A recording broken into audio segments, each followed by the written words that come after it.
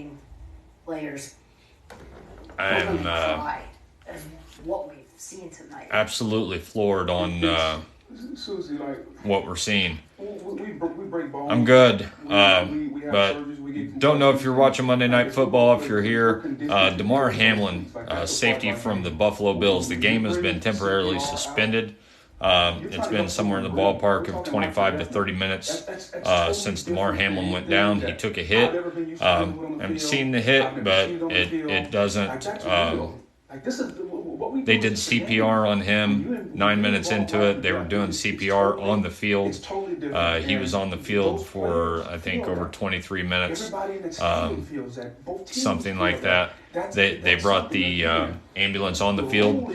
I've never seen, in all the years I've watched football, I've never seen an ambulance actually brought on the field like this. You could tell that it was something very bad, very quickly. Just by the reaction of the other players on both sides of the ball, it was immediately, you could tell that this wasn't just an injury, that there were players that were weeping, like quickly. So Damar Hamlin, he's 2 years in the league from what I gather, 6 foot 200 pounds out of Pitt, number 31. He's a safety. I have a friend of mine that's at the game now. Gave him CPR for 9 minutes. And keep in mind, that is in front of the entire stadium there in Cincinnati. And each one of his teammates and the opposing team. So I don't see how this game would go on. And right now, that from what I'm, the ESPN stream, I don't know what has happened. He took a hit. The hit didn't appear to be that bad. He collapsed after the hit, and it was you could tell. As I was telling my wife, you could tell by the reaction of the trainers and the staff that was on the field, their reaction that it was something big, because they were immediately waving for help. You could tell by the looks on their faces, especially the looks of the players. It looks like his legs moved a little bit from what I could tell, and I'm completely speculating just, as I was standing here, talking to my wife about this. Said it looked like, he possibly seized. I don't know if he is alive. Like we said, they did CPR on him for 9 minutes on the field on a Monday Night Football game on national TV, and it really puts things in perspective on what's important. Are the playoffs important? When it comes to you just see your teammate or somebody you were just going up against having CPR done on them on the field. I don't see how this game continues after all of what the NFL and the league is trying to do to get, to make sure that the players are safe and that they move onward and upward, especially with head injuries and this, that, and the other. I don't see. I know they won't tell anyone if he died.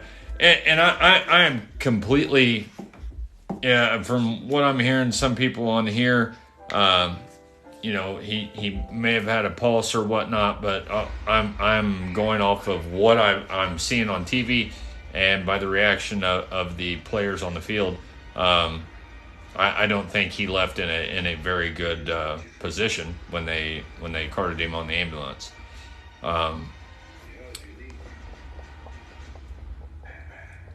No, from what I saw, and maybe you all saw something I didn't, or whatnot. The hit that he took, I didn't think was, a devastating hit like what is happening. I haven't heard he has pulse. I haven't heard that either. At least they haven't said. Like I said, I'm watching the just regular Monday Night Football on ESPN stream. I was getting ready to go live anyway, and I had some gripes and complaints about the Colts. I was going to vent, and I had the game on the background, kind of watching it, and I heard that there was player down on the field, and and then they mentioned the ambulance coming out on the field, because the ambulance came out on the field fairly quickly. That's when it got my full undivided attention. I had to rewind it. I'm like, what? Wait a minute, what did I miss here? So that's the scary thing about this. I don't know if any of you remember Hank Gathers. Different sport, but I remember, I think I was in 7th or 8th grade. Loyola Marymount, basketball player from Loyola Marymount, collapsed mid-game and passed away. And I remember as a kid watching that game, and he died, and that stuck with me. It still has. I mean, I remember his name. I remember everything about that. To those of you that are old enough to remember that event, that this isn't going to be something that the players or whatnot just pick up the pieces and go on and go out and play the game. At least not tonight. I will be very, very surprised if that happens. Not only that, I think I'll be disappointed. I'd be disappointed in the league. They did CPR on him for 9 minutes, and for those of you that know what that entails, not saying that you can't come back from that, because I've personally been involved in situations where you can, and that's why knowing how to do CPR and whatnot is so important, because it can make the difference between somebody being alive or passing away. But that's a long time. That is a long time. So they're still not. The Damar Hamlin right now. Players are sent to their locker room. I'll turn it up and listen and the game to. doesn't matter. The game is so secondary to everything else. No one cares about the game right now. Everybody cares about this young man, his family, and finding out how he's doing, which is all that is on anybody's mind right now. And it's just one of those moments that is chilling. There's no other way to say it. It's chilling. It's heartbreaking. And everybody in the football world, the sports world, and I think the world at large, everybody's thinking about this young man and pulling for him right now. The head coaches met and they talked, and they each took their respective teams into the locker room so they can be together as family, try to gather themselves, and I would imagine figure out what they want to do moving forward. I mean, it feels like an unprecedented situation, a decision that's... I don't think anybody can say what they want to do until we know how Damar Hamlin's doing. Yeah. How can anybody make any rational decision until we have an update on his condition? I just don't have a good gut feeling about this. And I mean, the for longer obvious we don't know reasons. that, the longer his health and his well-being, and let's face it, his life is in question, the further away from football we're getting. Yeah. And if we're going to get further away from football, then listen, we have people in charge in our league, in the National Football League, Players Union. They're talking, I'm sure, right now, of how to make these decisions, what decisions need to be made. They need to call a game. Let's hope they make the right decisions. And let's candidly say,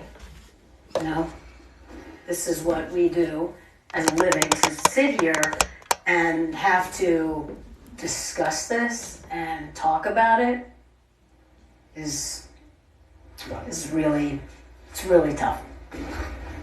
All we want, just like everyone in this world, is to know that Damar Hamlin is going to be okay. Mm-hmm. That's it. That's a live shot from We'll be back. Paycourt. Says the game's temporarily suspended. I'm getting updates. I've got a buddy of mine that's there to see Chris play. He's saying the same thing that somebody else here is saying. He said, I am being told he had a pulse but could not breathe on his own. That's not a, I mean, obviously that's not a good sign. I don't have a good feeling about this overall, and I sit and I pray for that young man. I pray for his family. To have to watch that, you pray for his teammates.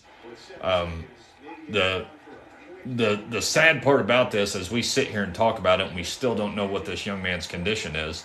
We talked about how he couldn't breathe on his own. He had a pulse, and they did CPR as long as they did. The fact that the NFL, and this is way too early to start pointing the fingers or scrutinizing anybody, and I'm just simply pointing this out. But the immediate answer to this was the NFL was giving both teams 5 minutes to warm up to resume the game. And this was as soon as he was taken off the field. And both coaches met. They said, you guys got 5 minutes to warm up. Joe Burrow started throwing the football, and they threw the ball a couple of times, and nobody else really did anything. The Bills players, after they told them they had 5 minutes, they just kind of went back to the bench and hung their head. That's when the Bengals coach came back out, and they met again midfield, and that's when they temporarily suspended the game. And I think that was the absolute right move. And that, I think they really tried to push this game to go on. And of course, as a football fan, there's a lot on the line as far as football is concerned. But right now, football is irrelevant. If you are a friend of his, if you're a teammate of his, if you were just going up against him in the game, especially if you're his family. And I'm sure with a game of this magnitude on Monday Night Football, I'm sure that somebody from that young man's family was there. He went to college at Pitt. I don't know where he's from. So I'm guessing, I don't have the information. Does anybody know where he was born or where he's initially from? So, I'm being told he had a pulse but could not breathe on his own.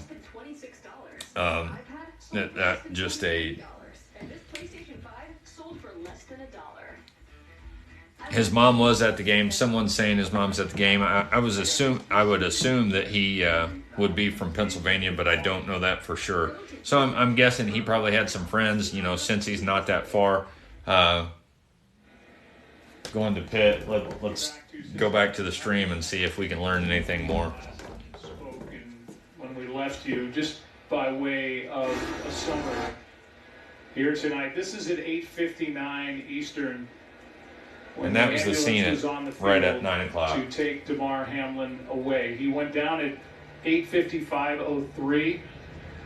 And you can see the players just sobbing. Came out and were all around him. And when they first tried to get him into the ambulance, they had to place him back down on the ground, and that's when the CPR was being administered. And it was administered for many minutes here on the field. And then everybody kind of just stood. It was like people were just in shock, and with good reason, especially down on the field. And then when we got the update that within 5 minutes these players were going to start playing football again, we saw Zach Taylor live walk across the field to Sean McDermott. Yeah.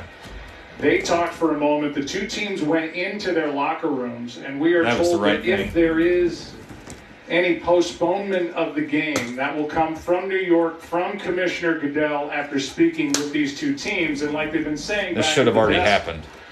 Troy, and in my opinion, I think it was said best by Boog back there when he said, we're talking about life and death here. We're getting further and further away from talking about football. They need to cancel this game. Players, everybody down on that field wants to know the status of Damar Hamlin, which right now we don't have a lot of clarity on before any decision. Not just everybody on the field, everyone in the country wants to know the status of Damar Hamlin. I would agree with that. I don't think the players are going to want to or be willing to. Even if you got word that he was okay or he was breathing on his own. How do these guys go back? They were administering CPR for. How do you go back and continue to play a game after Buffalo Bills players were surrounding him, watching it all. With any kind of preparation, and as someone who has teammates and the things that you go through throughout the course of the season. In some instances, in most instances, these players' teammates they're closer to them than they are some of their own family members, and so. There's a lot. We're going on 35 minutes maybe now. People just watching the game as fans don't necessarily understand. I just don't know. Since the injury how happened. any of these players can come out and play football tonight. Absolutely. Let's check in with Lisa. Well, guys, I can only tell you what I'm able to see and hear back here by the Bills locker room. All of the game officials just came back here. Sean McDermott came out of the locker room, met with the game officials for about 2 minutes. McDermott just went back into the Bills locker room. The officials are still here, but obviously I have no idea what was discussed. I can just tell you what's been taking place back here. He said thank you. ESPN Bengals reporter Ben Baby says the ambulance left the stadium at 9:25 Eastern. Hamlin's family came down from the stands to be with him in the his ambulance. family is there. Per Bills reporter Elena Getzenberg. We will continue to monitor. We will continue to pray, hold our breath, as we are in a holding pattern with what just transpired on this field here in Cincinnati.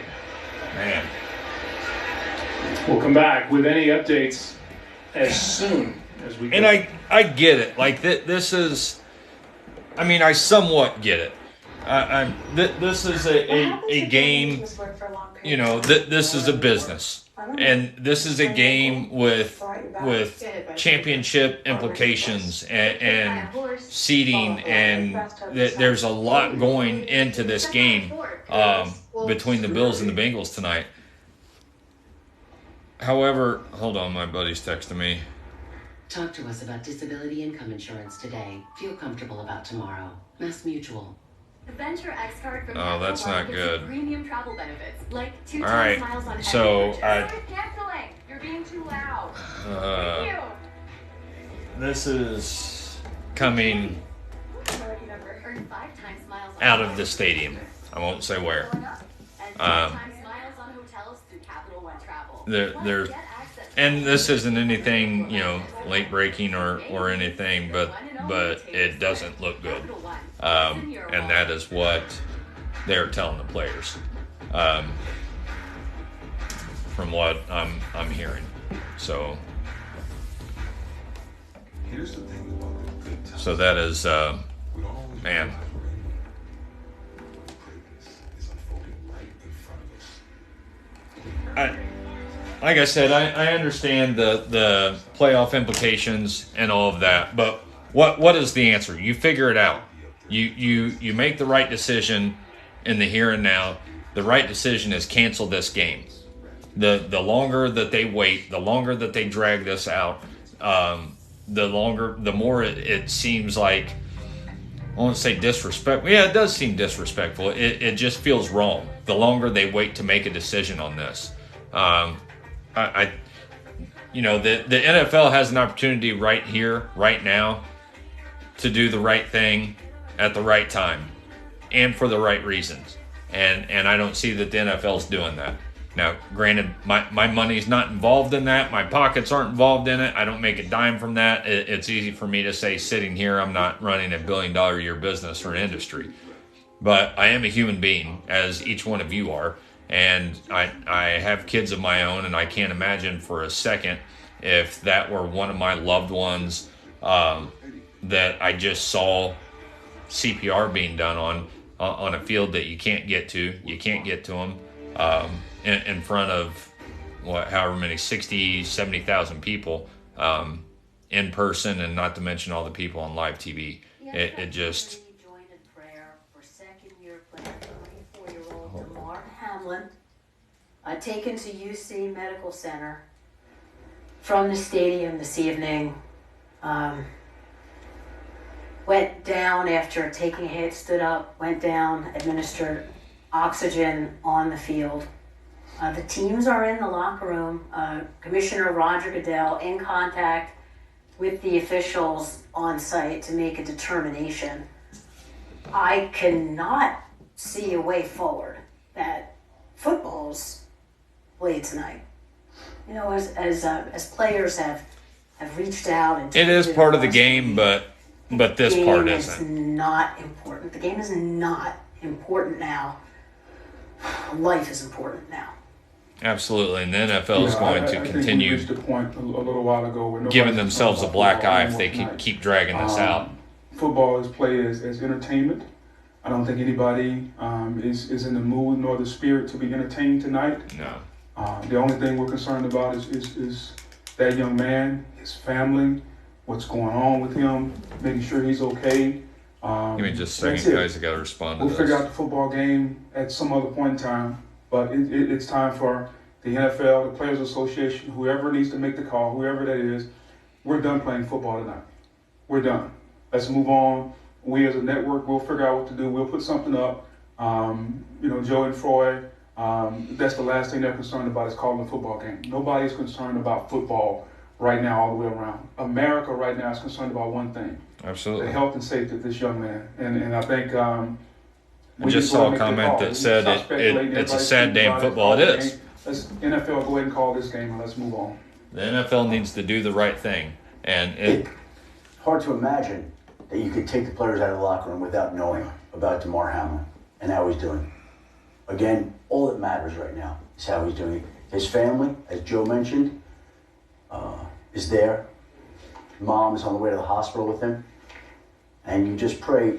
You see the way everybody is thinking about him. Man. And everything has come to a halt. And it is all about this young man and how he's doing. And everybody thinking and praying for him.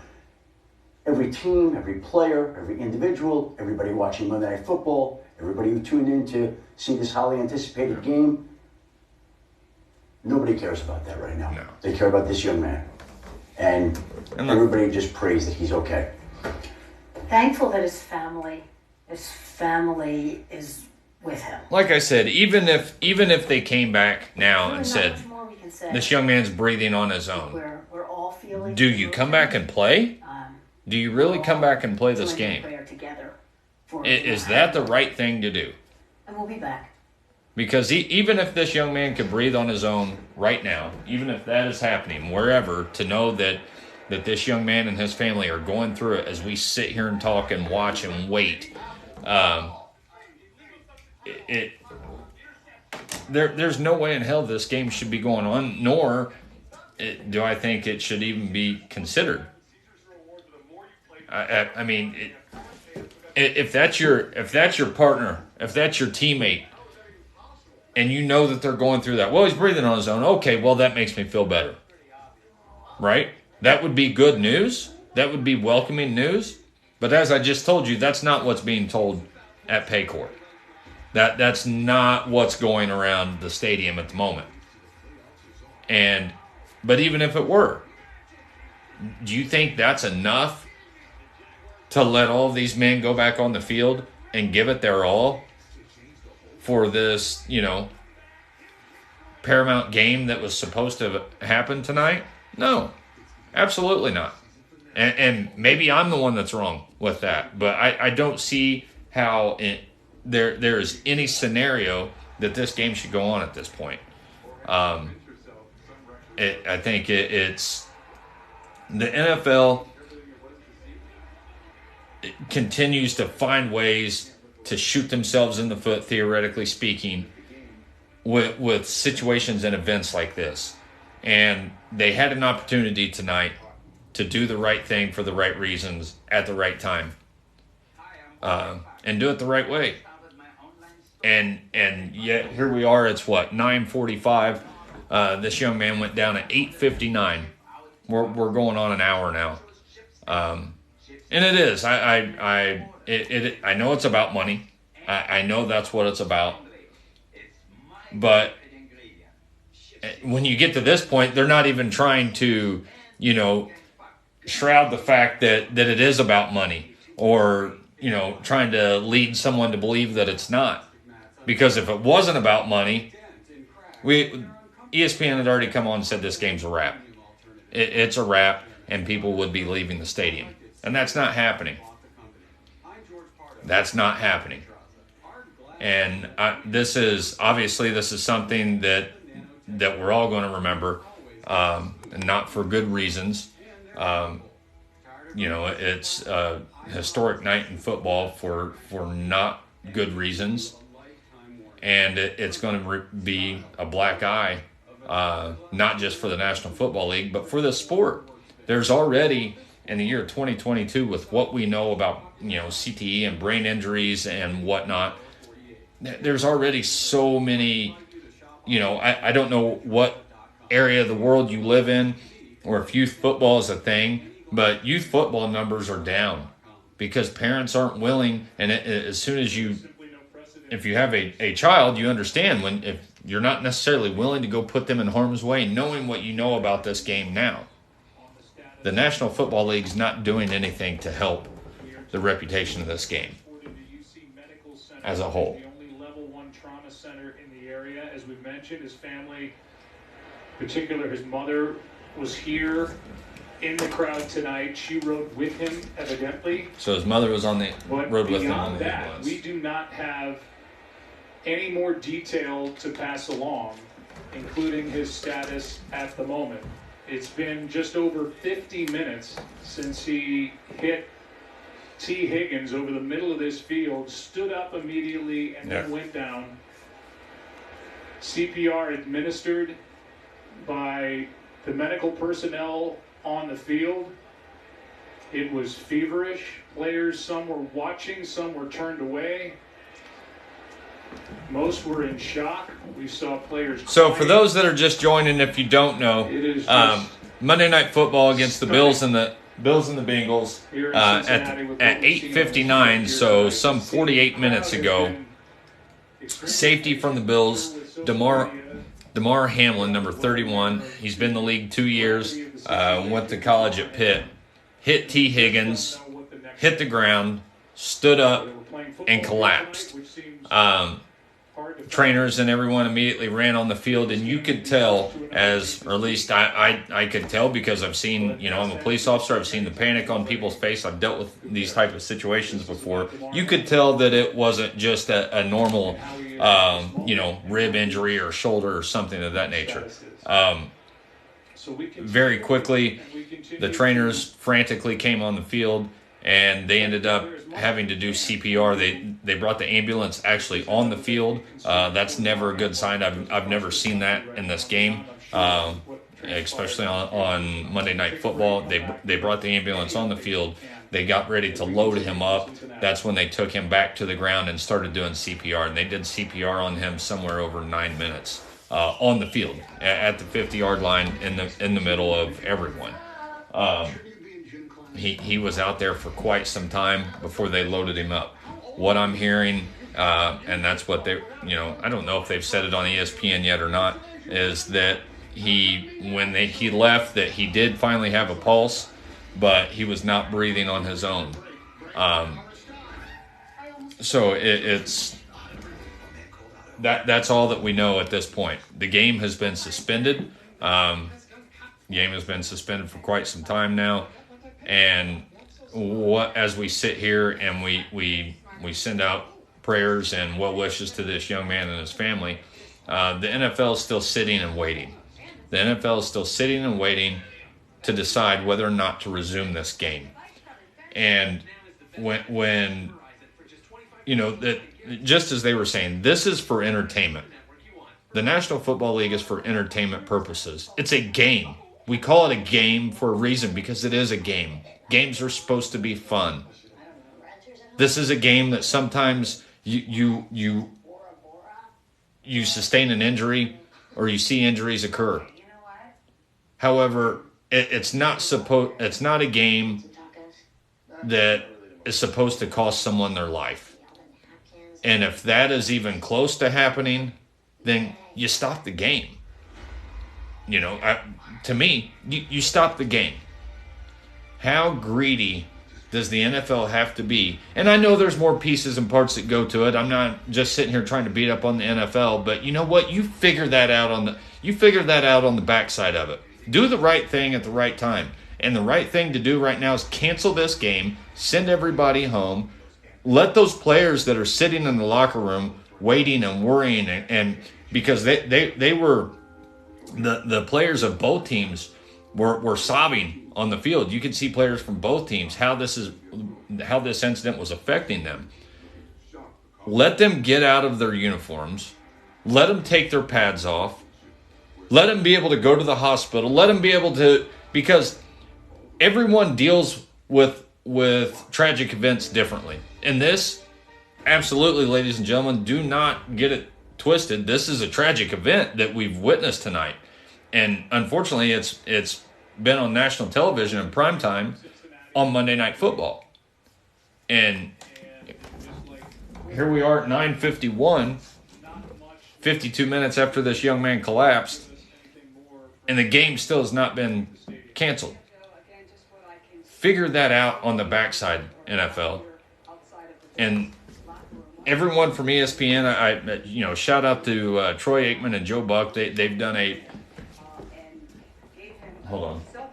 Sean McDermott was on talking to someone. The coaches are trading his cell phone Taylor back and forth. was Is also what. outside the Bills locker room. They handed the phone to Zach Taylor.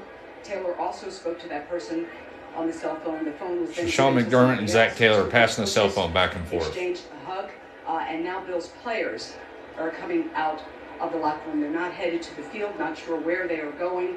They're not allowing us to talk to the players. We're really not sure. Bills players what are is coming back happening. out on the field. But again, both head coaches hugged each other. Sean McDermott is still standing here outside. I don't know the what Bills that locker phone room, call and is. Bills players are starting to come out.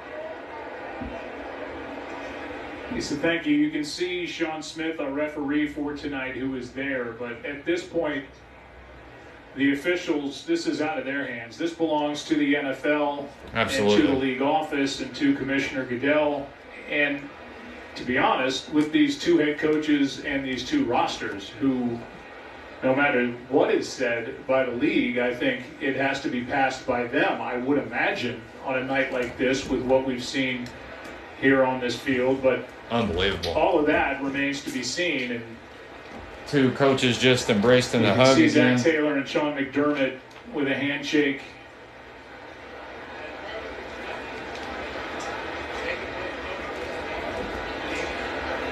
He's 24 years old. Damar Hamlin, Damar Hamlin, 24 years old. who's been the starter for the Bills since week 3. He was injured at Neck injury 8:55, to not Micah Hyde. 8:59. He left the stadium on an ambulance at Send it back 9:25. down to Lisa Salters. Well, Joe, remember I told you Bills players were starting to come out of the locker room. Further down the hall, they were met by Bengals players who came from their locker room, and players were just exchanging handshakes and hugs. Stephon Diggs. So the players came are out of the Bills interacting locker room in a in the towel, hallway near the locker room. shaking hands. And, That's and not a hugging good sign. Bengals players. So it appears from this vantage point as if this game is over. Yeah, that's so they're coming out, meeting, dabbing up, shaking up. It looks like they're starting You can see the to. Bills equipment staff is starting to get Equipment their- staff starting to load up. This game's their a equipment over wrap. on the sideline. So we just have no official word. But Let as me, you start piecing this together, you have to believe that we have seen the last play of football here tonight on January 2nd. But again, no official word, so we'll just wait on that. But that is an unofficial word with Yeah. the equipment staff putting. So it would be equipment safe on to the assume carts. by the equipment staff loading up that Take this off game the will be sidelines, over. watching So players almost an hour come after out Damar and Hamlin show collapsed, the their NFL is finally. No, the game does not matter anymore. We have seen The last game hasn't football mattered, tonight.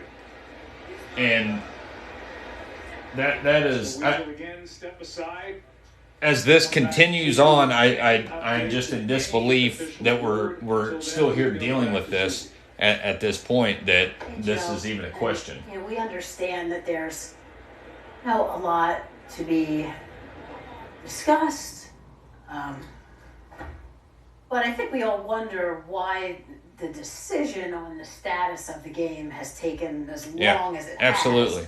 You think about Way too long. the focus it takes Absolutely. to play football. It'd be unimaginable. That will be the underlying story But I think with we this. saw down there, you saw both head coaches on a phone, and standing right by them was Donna Ponte, who attends most every Monday night game with the league office. And my guess is that the coaches were on the phone with the league office, speaking to somebody very high up. That's my guess. I'm going to make an assumption there. Yep.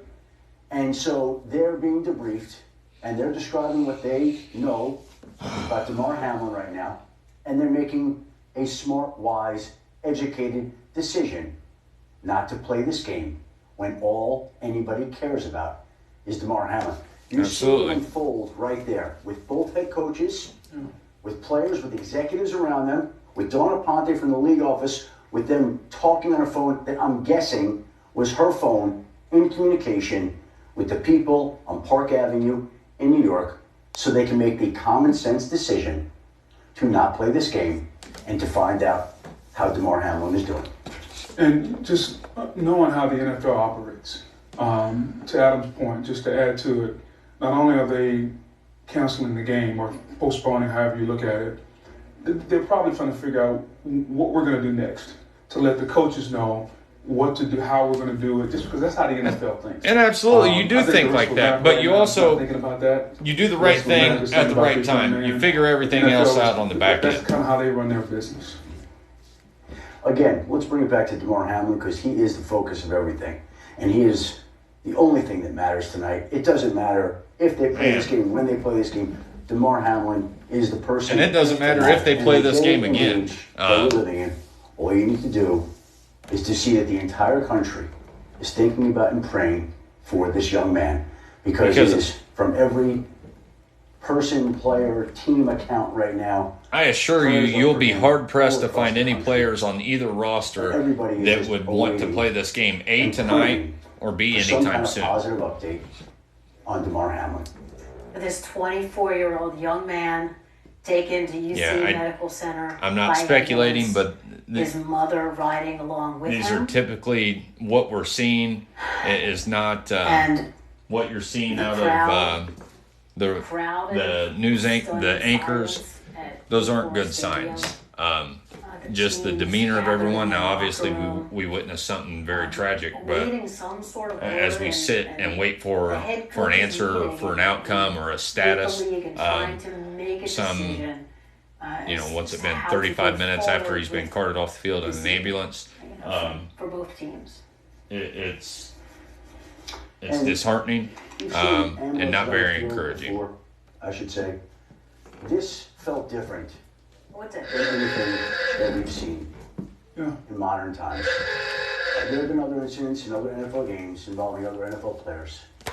This one had a particularly chilling, jarring, frightening feel to it. And all you had to do was look down to that field to get an idea of what was going on. Yeah, well, almost instantly, the reaction from the players on the field was different. Yeah. It was different than what we've seen. We've never seen anything like that before. As a player, I played 9 years in the league. I broke plenty of bones, got banged up, been carted off. Like I've been there. During all those times, my teammates never had to worry about life or death. They never had to worry about that. When you're giving CPR to a young man, Susie, you're worried about life or death. Like he can't breathe. And I think that's where the tone, the facial expressions, the sensitivity from all the teammates from both teams, like I've never seen that before. I don't think any of these players have ever seen it before. That brings about a whole different emotion that none of us have ever been a part of. Well, there have been other instances, but certainly not in modern times. It's happened before, but this feels so raw and so fresh and so chilling. And there are many people who haven't seen anything like this, but it's happened before, unfortunately, and I hope it will never happen again. And just how precious life is. And we are thinking about Damar Hamlin as we send you back. I apologize. I'm trying to find out. All right, Lisa, thank you. We are temporarily suspended, still in this first quarter, and still waiting for any definitive. The game is order over. The game has been from postponed. the league. John? Yeah, we just got it. The league is going to officially suspend play for this evening. And they will get with the teams and they will try to find a date. We know that, and they or keep whatever talking their about next move is. But for this evening, the game this is what we officially want. suspended. The game will not be played this evening. And hopefully before we leave the year tonight, Like they will anybody try to really provide cares an at this update point on the player. when this game is going to be Damar played. Hamlin. We know it's not going to happen tonight. We know it's not going to happen first thing in the morning. Now over an hour ago, went back down to the turf after making the hit on T. Higgins. This is the scene at 8:59 Eastern. the look of shock, utter shock on the faces of the I see what's on Fox. Bills players being consoled by their opponents tonight. There's Joe Burrow and the Cincinnati Bengals. The ambulance took Damar Hamlin Typically away. won't. We got word that he went to UC Medical Center, the only level 1 trauma center in the area. Players and coaches and everybody there on the field just instantaneously knew something was wrong, and that's why the medical help got there as quickly as it did. Yeah, no doubt. And if you watched the play, there was a hit. This was not a situation. Every now and then you see somebody have to be immobilized because of the way that their head hits into you worry about paralysis. He made the hit, got up, and then collapsed, almost as if passing out instantly. And you could see, sometimes you know this, that on his go status, back. no official update on his status. Thank as you we all so talk much. here, roughly 10 o'clock I Eastern. just, this was not my intent. I was coming on here to do my normal Monday John Night Barry Football just live heard and the complain official about my word Colts. that play has been suspended for the rest of the night. I'm going to see if And so this game, Cincinnati scoring on their first possession, the Bills going down the field, getting a field goal. This will be picked up at another time, a time that at this point is undetermined.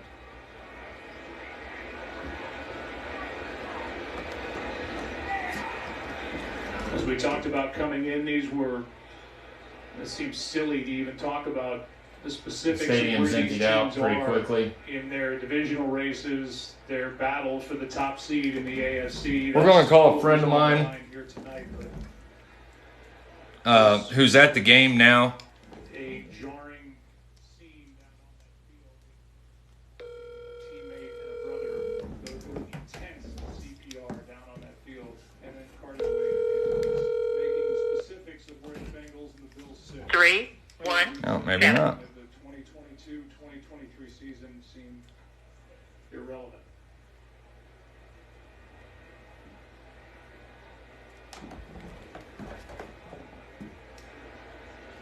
So fans are obviously getting the word. I have not heard an announcement on the public address system since we've been back from break. So it doesn't sound like they've made Obviously, an in the world announcement. today, news travels fast on phones, and I think people are well aware that we are finished watching football here tonight. Wow. Let's check in again with Lisa. Hey, Joe, just again wanted to underscore just the emotion down here on the field, particularly on the Bills sideline. Something unlike anything I'd ever seen before. We heard Booger McFarland saying from the studio that we've seen players get hurt before. We've seen players look concerned about their teammates. Hello, sir. Hey, sir. Thanks for taking the call, man. I know you're walking, so we'll try not to take up too much of your time. Just so you know, you're on live on TikTok with a few thousand people listening. We're watching the game, and this happened. What did they make any announcements at the game on that the game was canceled, or did you just get that secondhand? Yeah, it was pretty much all secondhand information. Very, very limited information at the stadium. Obviously, a pretty quiet and subdued stadium for sure. The last hour or so. It is, and I've heard more than one place. I'd heard from you as well that he had a pulse but wasn't breathing on his own. Was that something? It looks like quite a few people on here had heard that as well. Has that been the consensus across the stadium, across the crowd? Is there anything you're hearing there on the ground that'd be any different what we might be hearing on ESPN? Yeah, we heard that after he was put in the ambulance before it left the stadium made room for his mother to come down and ride to the UC hospital with him, which he arrived around 10-15 minutes ago from what I'm hearing, and he has been intubated, which basically means he has a pulse but cannot breathe on his own at this point. So seems to be pretty touch and go right now. Man, I've just and I don't know about you. You've been involved in the game of football a lot longer than I have, or even as a fan. But Have you ever seen anything like this? Football-wise, in person, I have not. I saw Antonio Allen for Ben Davis put a hit on a Warren Central kid several years ago, which is the hardest hit I've ever seen in person. Never had the same feeling then that I've got right now. Maybe at a Indy 500 or a NASCAR race, when you see a crazy accident or something, you kind of wonder. But this is just a little different with all the information that you hear and try to go through and sort and figure out what's true and what's not true. Definitely a very unique experience. And again, I appreciate you keeping me up to date and just even responding. That's why I wasn't even sure if you were at the game until this had happened. Just in your personal opinion, and I've been on here kind of beating up the NFL a little bit because it had a different look from TV. You could tell immediately that something was bad wrong, that this wasn't your typical injury or even a typical head injury for that matter. You could tell by the looks on the trainers' faces as well as the other players that they basically immediately started crying. What are your feelings? Do you think that, or was anyone talking in the crowd about how long it was taking to postpone or cancel the game? No, I didn't hear any discussion like that. I mean, being at the game, you know as well as I do. You were here a short time ago with me. Absolutely. The information you have is just what you see, and quite frankly, watching the play, you didn't. From where we're at, you don't really see every little thing that happens anyway. Right, absolutely. But I won't keep you, and I'll touch base with you after this is over. If you hear anything, please keep us up to date. We'll do this for a little bit while longer to at least get some sort of status on this young man. This has just been. I came on here tonight to watch my Monday Night Football and go live as I typically do and complain about my awful Colts. And we wasn't expecting this travesty. So I appreciate you taking the time to talk to us tonight. Be safe if you're coming back to. Are you coming back to Indy tonight? Yes, sir. Going to see a certain young man here, hopefully, before we leave, and then we'll be headed back that way. All right. Well, be safe. Send my best. I can't even. I'll touch base with you, or touch base with me on your way home if you would. I'll be up for a while. Yeah. Absolutely. Just ask your listeners to say a prayer for the young man who needs it. Absolutely, for sure. Well, thank you for taking the time, Coach, and we'll talk to you soon. Yes, sir. All right. Have a good night. You too. Bye. So that is a good friend of mine and high school football coach that was at the game, and I'm seeing a little bit some comments, and I have not tried to keep up with comments at all on here. I'll go around to some news networks. We're not getting anything. It doesn't sound like we're getting anything new at this point. It's now been, let's see what my math is any good, about an hour and 15 minutes since Damar Hamlin collapsed. If you haven't seen this yet, just in recap, Damar Hamlin, the safety of the Buffalo Bills, 24 years old, second year in the league, out of Pitt, took a hit from, I can't remember who it was. I'm sorry, I'm having a brain fart. Took a hit and collapsed on the field. He stood back up after the hit and then collapsed again.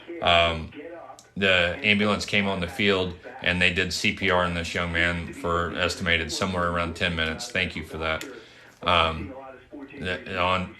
the 50-yard line, at a sold-out Paycor Stadium in Cincinnati, in front of a sold-out audience, and tens of thousands, if not hundreds of thousands of other people watching on Monday Night Football. Not a situation that you want to see anywhere, but especially not with young people that are playing a game. And like I said earlier, we've got to remember this is a game. The whole reason for this is for entertainment. And yeah, we know people get injured and players get injured during games, and some of these injuries are career-ending.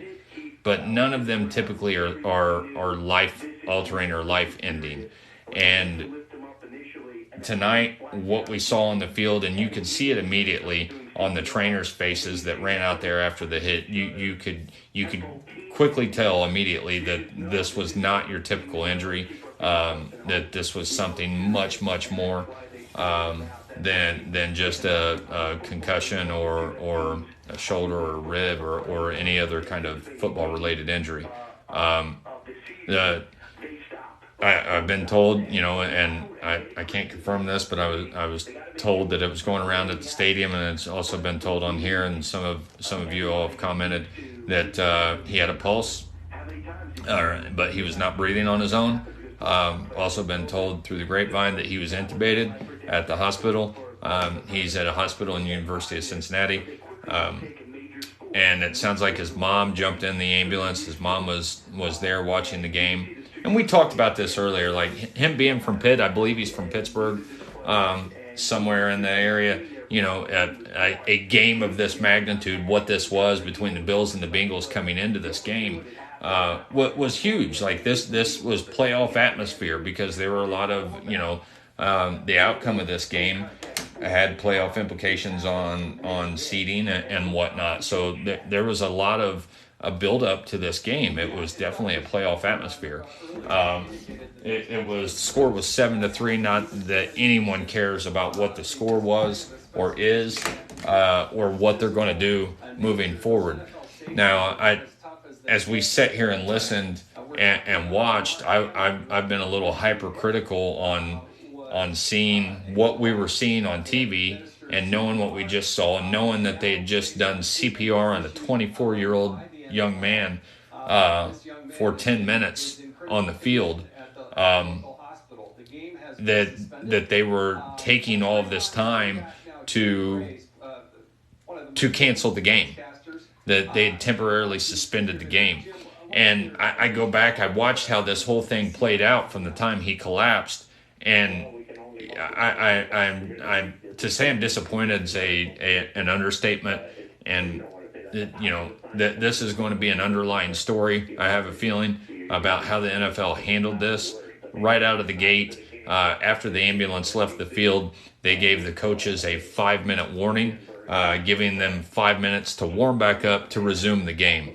It appeared, and I'm speculating, but from what we were watching and what the color commentators were telling us, Troy Aikman and Joe Buck, that it was the coaches' decisions to stop the game longer. That they met midfield 2 different times, and it looked like that they drew a line in the sand and said, "Hey, our players aren't going back out on the field." There is no word on there's no status. There's been no update on the status of this young man, and I'm speaking about Damar Hamlin, the safety of the Buffalo Bills, that collapsed on the field earlier this evening, some hour and 20 minutes ago. It very, very sad thing to be a part of, very, very sad thing to witness. Prayers go out to him, his family, and his teammates, both rosters. This wasn't just a Bills thing. The Bengals were, I knew, and it sounds silly, but I knew when Josh Allen and Joe Burrow were standing beside each other. And at the end of the day, I call them kids because they are kids. To me, I'm an old man. I'm an old dude. My daughter's the same age as this young man is, and I can't imagine for a second going through seeing that go on with one of my children, and seeing the look on the faces of the players who are sobbing and weeping. You knew that this was a pretty bad situation.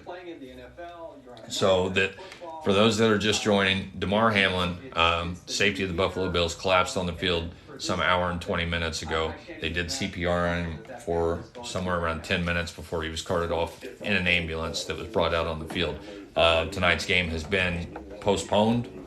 I won't say canceled because I don't know if they will resume this game at another date, but it has been postponed for this evening, or it has been canceled for this evening, I guess I should say. Hoosier Daddy's saying he's in critical condition at the hospital. So I have heard from a reliable source that he has been intubated. He's not breathing on his own. He does have a pulse. So, and I talked about this after briefly after it happened. I've been a part where I've done CPR on people. I'm a police officer by trade. I've seen CPR done by medical professionals. I've done it myself. That's 10 minutes is, and I've seen it done longer than that, but 10 minutes is a long time to do CPR on someone. That's a long time, but that's why it's so important to know first aid, to know how to do CPR on someone. That this is a 24-year-old young man that's a player in the National Football League. Like, to look at him, to look at a picture of him, he's the picture of health. From the outside looking in, none of us know what's going on the inside of our bodies, obviously. So we don't know what the cause of this was tonight, and it's probably going to be some time before we do actually know. But at this point, you just continue to pray for him, pray that we get good news for him, that he makes a recovery of any kind at this point, because it is. You could see when he left the stadium that it was that touch and go.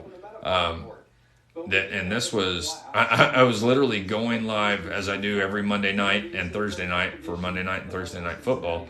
And I just made for those of you that follow me or join my lives, I've got a whiteboard that I write different things down because I'm old and I forget things. About the Colts moves and the Colts draft picks and this, that, and the other, and I was going to come on and vent and complain as we were watching a good football game tonight. And I, you hear a player go down on the field, that's not, I was kind of writing, paying attention to the game in the background, and I heard that a player went down. But my ears perked up when I heard that they were bringing the ambulance on the field, which was there wasn't a long period of time before he went down before they brought the ambulance out. It was pretty quickly, and that's when it got the injury got my full undivided attention, and you could immediately see the looks on the players' faces and the trainers and coaching staff on both sides of the ball, and not just the Bills players. You could see the look of fear. And the look of what a devastating event this was on the faces of the Bengals players, and that's not something. I mean, there's sportsmanship and then there's humanity, and the look you were seeing on a lot of these players' faces tonight, especially from the Bengals and the Bills, it was just humanity. It had nothing to do with this game. It had nothing to do with this sport. It just. I'm as a football fan, and I've been watching this game for 40 years, close to, God, that makes me sound old, but I've never seen anything quite like this. And the only thing I can reference to for those of you that may be similar in age to me is when I was, in junior high at that age. I remember there was a basketball player from Loyola Marymount by the name of Hank Gathers that collapsed in the middle of a game, and he collapsed and passed away. And that had such a lasting effect on me. I never forgot it. And it took me a long time to get over it. I remember watching that game. It was big. So I think about, the young football fans that are watching this tonight, that really love this sport, that this was their first time they've ever been exposed to anything like this. And I'm sure a lot of the players on the field, this is the first time they've been exposed to anything like this. It's to say it's sad is an understatement. And it doesn't sound like there's anything. I'll go back to ESPN. I turned it to Fox. People were telling me to go to Fox. Nor should they, frankly, be asked to do so, in my estimation, because I think. So they've moved on to Sports Center. in the arena to compete, and you people get injured. I've criticized the National Football League pretty hard for this. But this clearly was different than Thank that. you. And so I've criticized the National Football League pretty hard for this. The idea that we're going to continue this game, no, we're not. We're not going to do that. How long they've waited for this, and I asked Coach when I talked to him, and for those that don't know, we took a phone call from a friend of mine that was at the game that's there in Cincinnati, and I asked him. I said, was it going around the stadium? Did anyone say anything about how long this was taking for the NFL to cancel this game or to postpone it? And it didn't. He said a lot of people, as you are, and I know the seats he was sitting in. I just sat in those seats during the Bengals-Falcons game back in October. And he said there wasn't really many comments. People weren't really saying anything because they weren't up to speed with what was going on, as we have been from home. So, to wait as long as the National Football League did, you had a player that was down on the field that was having CPR performed on them. This wasn't just a head injury. This wasn't a broken bone. This wasn't a separated shoulder. There were people that were doing CPR on this young man to try to save his life, and his life was in the balance. Not just as a player, but it was happening on the 50-yard line in front of 70,000 people live and hundreds of thousand people worldwide via the ESPN Monday Night Football telecast. How did they expect for a second that either one of these teams were going to come back and play football? It just shame on the NFL for that. And maybe this is a knee-jerk reaction out of me that I'm criticizing too early, but for a sport and a profession that's been under such scrutiny, that's been under such scrutiny, I think them waiting so long tonight has further damaged the sport. Not that that's what's important right now, but they had an opportunity to do what was right. And I think what was right was to pull the plug on this game immediately following this injury. Because don't think for a second the players and the coaching staff and everyone that was on that field knew, how devastating this was.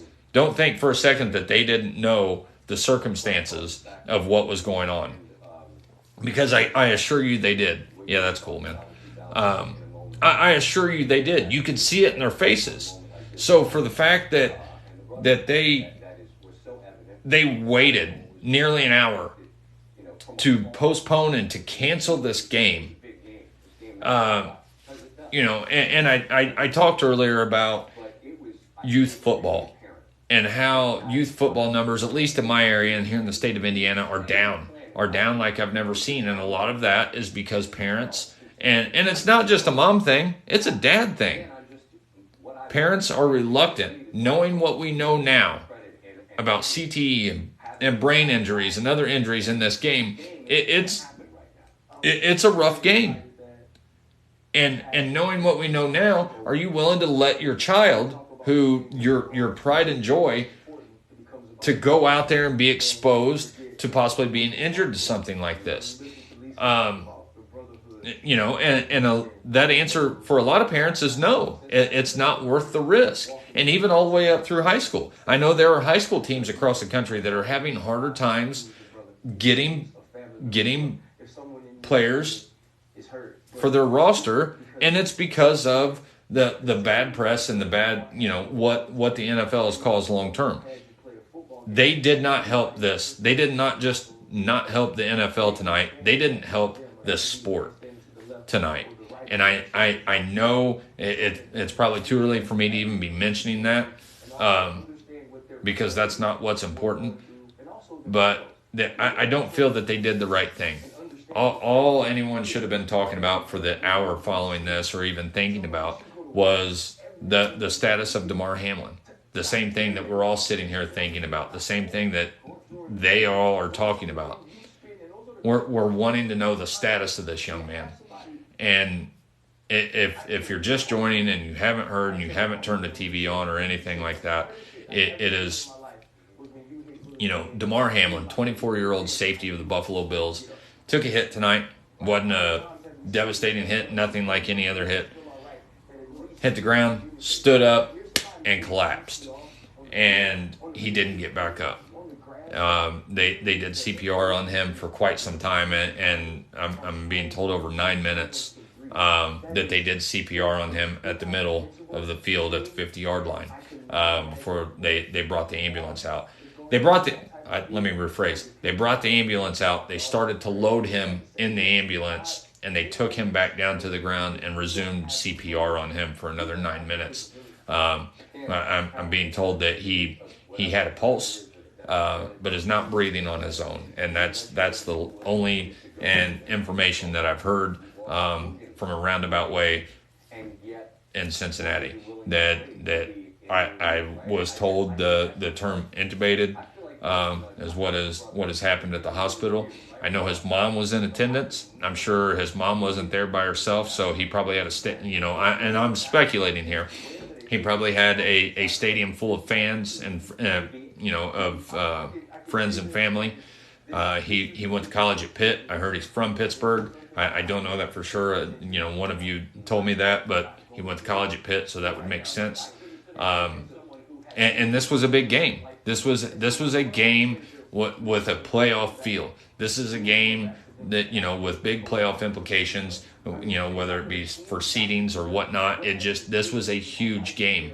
And this is a game that you circle at the beginning of the season if you're, on one of these two teams that could come down to your play, you making the playoffs or not, and it being on Monday Night Football to boot. So this game was huge, and it had all the buildup of a playoff game, and that was another reason I was excited to watch the game, as many people were. And you can leave them on, man. If people want to be rude, that's fine. They will, somebody else can take care of them. Just be respectful, people. That we're talking about a young man who's 24 years old that's laying in a hospital bed, we think, right now, fighting for his life. Nothing else matters. The game doesn't matter. My ugly face doesn't matter. None of this matters. And it puts things in perspective. And I assure you that there are players on that field on both teams that this is the first time they've ever dealt with tragedy like this. And if you've ever dealt with tragedy personally regardless of who you are or where you live, if you've ever dealt with tragedy of any kind, think back to the first time you ever dealt with a tragedy of some kind. And you just don't snap your fingers and get over that. That's something that sticks with you, and you don't forget it. And I assure you, there are players on both sides of the ball tonight, on both teams that are going through that feeling right now. So, the NFL finally made the right decision on pulling the plug on this game, but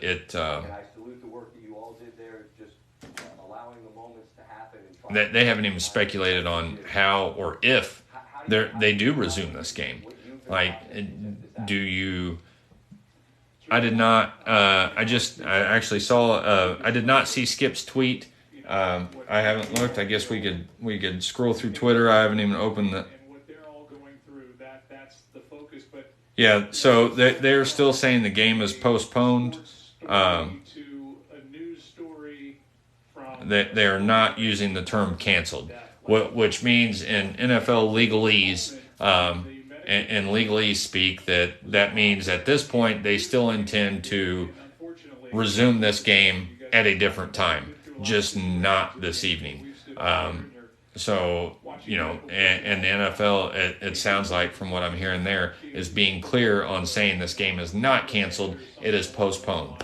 Not that I think that, that there are probably few people that think that that's important at this point. And you can see here, these are players. I mean, and these young men were sobbing. If you did not witness this live or see any of this, like it was a scene that I'd never seen watching an NFL game. Yeah, T. Higgins had nothing to do with it. I can't say. T. Higgins had no hand in what happened. Like we can sit here and speculate all night what the cause was, but I would assume just by what we're seeing. I mean, he popped up from this hit, and you know, after it was over, so it wasn't anything that was detrimental. And people die each and every day in this country and all over the world like that with heart conditions. And I'm not saying that this is what he had. I'm not saying that that's what happened. However, I am saying similar situations happen like that with the heart. Because as we sit here, we've got a heart that's beating. And when it decides to stop, whether it's from a shock, whether it's whatever causes it to stop, it's lights out. It's done. It's a wrap. And it happens very quickly. And we do know by the CPR that his heart stopped at some point. They said they finally got a pulse, but he was not breathing on his own. Speak of what it was like to watch tonight, because no one's experienced anything like this. But as I continue on, the underlying story here is going to be how the NFL reacted to this. And I assure you that's going to be the question on a lot of people's mind. That's going to be in the news and the media, on your sports talk shows. You know, as they have mentioned it. The amount of time that you spend. Troy Aikman and Joe Buck have been in a very difficult situation tonight. Not a situation I'd want to be in. You know, announcing the game. But I think they've done a respectful job as far as that's concerned. Was hard on everybody, and prayers, of course, are with Damar and his family. And so he is in critical condition. Is the status that's being shown now, which that's kind of obvious, but I don't have a. In the back of my mind, I just don't think they can. I don't have a good feeling about this, and I don't see how they go on and resume this game. Whether it be tomorrow, in 2 weeks. And I think we all understand at the moment that football is I don't know. I understand from a business perspective and a game perspective, it puts the NFL, you know, that they're going to have to make. I just hope they make the right decision, because they've got a decision to make moving forward on what they do about this game. Of course, Scott, thank you. You just hope and pray for him, and when you're going through I hope they make the right one, and I hope they don't drag this out. And again, like I said, you know, coming from the NFL, that they were wanting to be clear that this game has been postponed and not canceled. So that tells me that they are some of the social media reactions, that they have plans to resume this game at some point. Along with yours, Pat, we are praying, and Ryan Shazier as well. Prayers for Hamlin. Hope everything is okay. As we know, it's at the moment it's not. He's in critical. For those that don't know me, I guess I should have mentioned this earlier. I'm Officer Craig. This is I'm not just going live because this happened. This is something I do each and every Monday night. We talk life, law, and football, and that, you know, I'm a Colts fan. I come on here to vent and complain about my team as we watch football, and we just kind of hang out and watch football. And you know, I do this to check out from reality. And let's see what they're saying here. To this location, He's in front of the hospital. Fans who were at the ball game who've made their way over here, both Bills fans and Bengals fans. Actually, just heard from a Bengals fan who said, "Hey, we had to show up because this is bigger than football at this point. We're praying for him and we have to show that respect to the humanity of someone, not just to the game of football itself. What we could also tell That's what I said earlier. This is about humanity. This isn't about sportsmanship or anything else. There were no press conferences. The teams showing that level of deference at this particular moment. Again, there's so much speculation going on social media at this point. There are several unconfirmed reports of what is indeed happening and what indeed happened on the field. I can tell you what I saw from the press box was the administering of some type of care, whether it was CPR, is what it appeared to me at that time. I can also tell you we saw the ambulance come onto the field and the players from both teams taking that knee in solidarity, as their thoughts are certainly with Damar Hamlin. And I will also add that we will be going down in moments to hear from press relations, media relations here at the hospital. They will be talking to reporters, so hopefully we'll have a little bit of an update here fairly shortly. All right, Colleen, just one last thing, just to make sure that our timeline is as clear as it can be. 9:25 Eastern Time was what I believe I had as the information for the time that he was transported by ambulance to the University of Cincinnati Medical Center. Is that check out? That checks out, and I will add that the University of Cincinnati Medical Center actually lived in Cincinnati myself several years ago. Covered this team, the Cincinnati Bengals, for several years, so I was very familiar. This is 2 miles away from Paycor Stadium, so a very quick transport, which is obviously important in this particular moment of life. Potential critical care that's being administering to Damar Hamlin. So yes, that's the timeline that checks out from what I can tell. I'm still here, folks. Coley Harvey in Cincinnati with the latest, and we will be keeping our eyes and ears out for anything that you can share as you're able. Coley, I appreciate your time this evening. Thank you. Thank you. Once again, recapping this evening that began with such a sense of anticipation. And I haven't been a part of anything quite like this on a football field. Unfortunately, I have been a part of more than a few line of duty deaths by police officers. As you might have expected with these two excellent teams. And any time that there's an injury or a life-threatening injury, with someone that's higher profile, whether it be a police officer, and I'm assuming it would be the same in this situation. Regardless of whether they have answers or not, that's not going to be something that's going to be immediately released. And in the law enforcement realm, that's not how that works. You give, whether it's good news or bad news, you give people time to process that.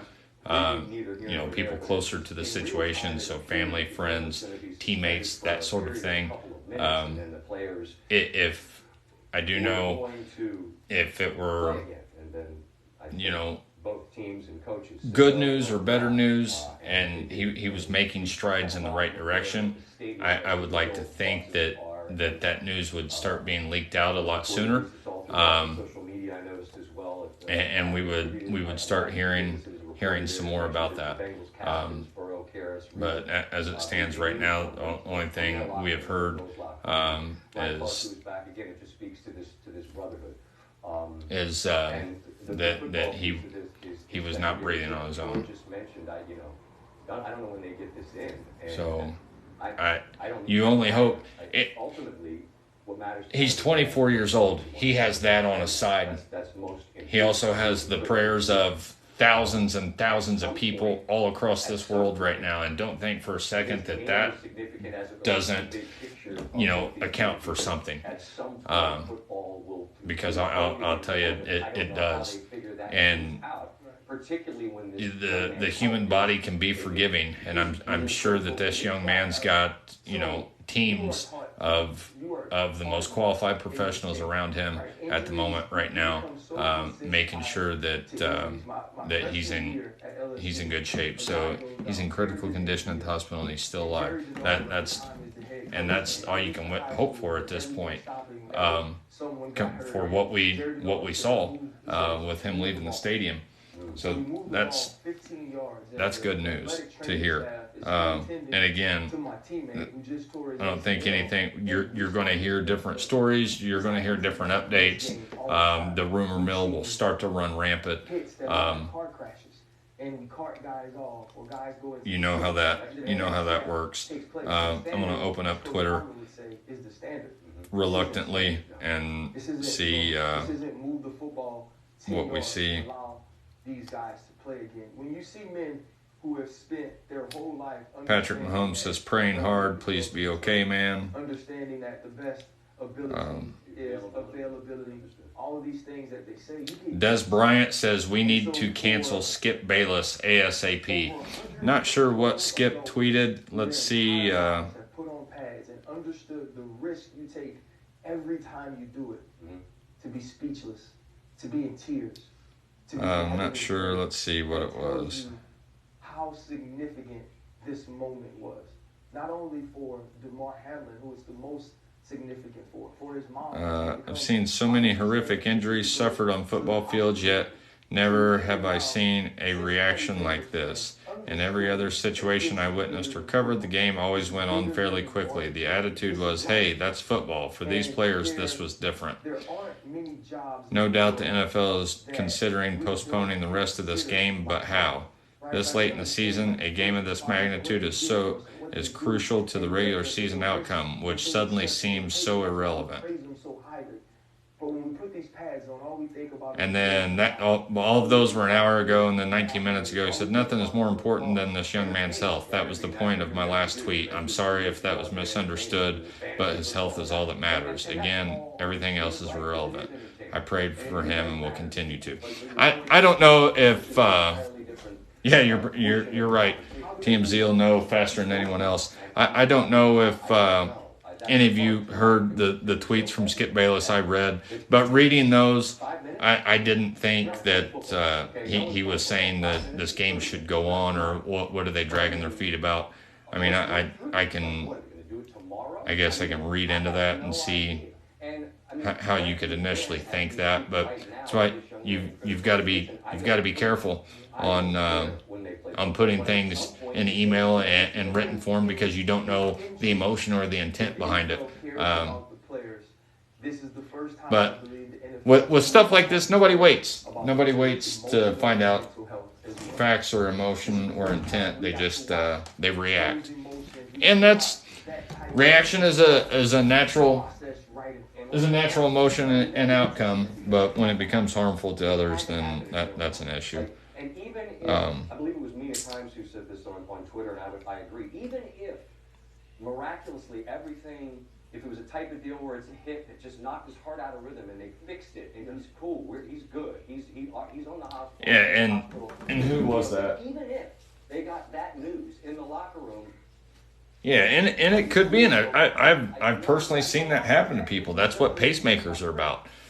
You may have an arrhythmia of some kind where that hit knocked his heart out of rhythm.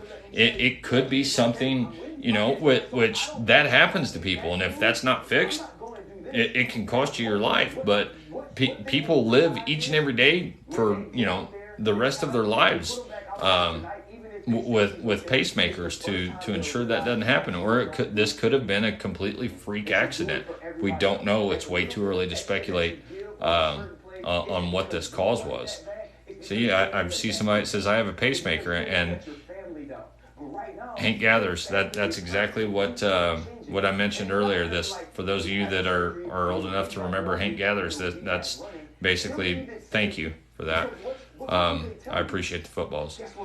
That was, I remember that as a 12-year-old kid. 11 or 12-year-old kid, and I remember watching that, and I was like almost overly obsessed with it, because this guy went from this big strapping muscular basketball player, and went from dominating in this basketball game to he collapsed on the floor and died. And I remember watching that as a kid, and it had such an effect on me. I remember it all of these years later. Thank you so much for the football gifts. I appreciate that. It was just absolutely, it was such a traumatic event, but it stuck with me. And I didn't know him, obviously. I didn't know Hank Gathers or whatnot, but as a kid that was, look to college players and professional players as your heroes or whatnot.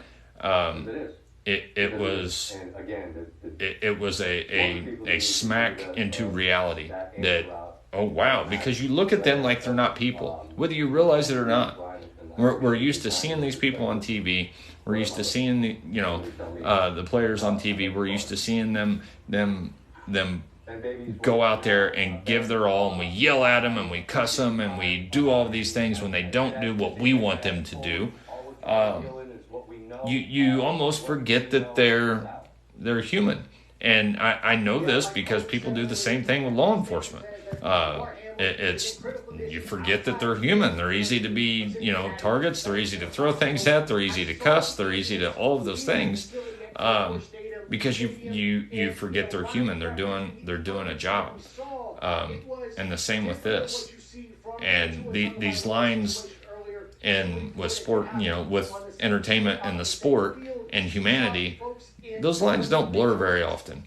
And tonight was another, one of the rare times those lines blurred, and you got to see that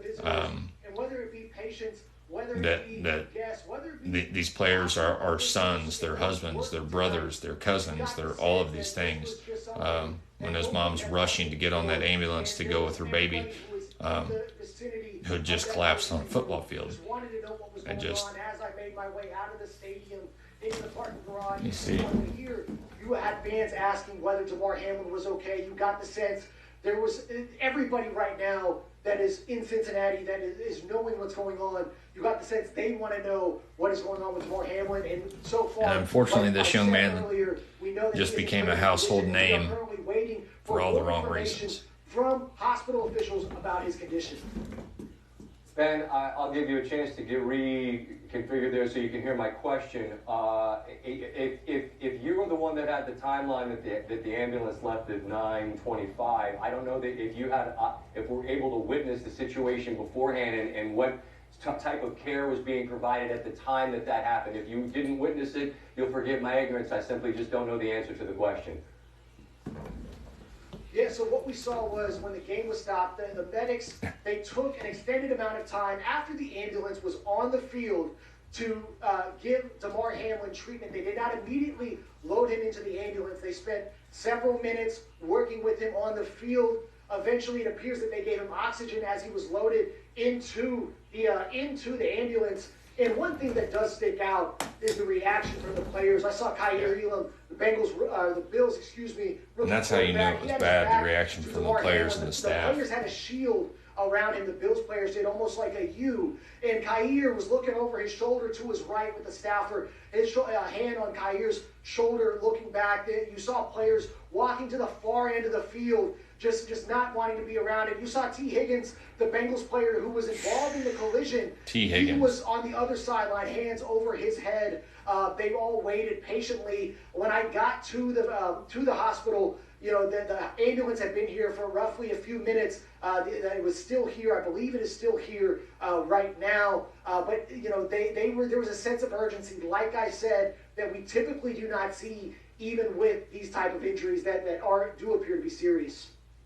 Ben Baby in Cincinnati from the University of Cincinnati Medical Center. I appreciate your update. It sounds like we're still awaiting an update from. For anything else you can share, Ben. Thank you.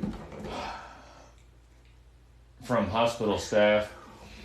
Damar Hamlin. I don't anticipate that there will be a whole lot of info disclosed in that, but I could be wrong. Just before 9 o'clock Eastern time in the Bills game against Cincinnati.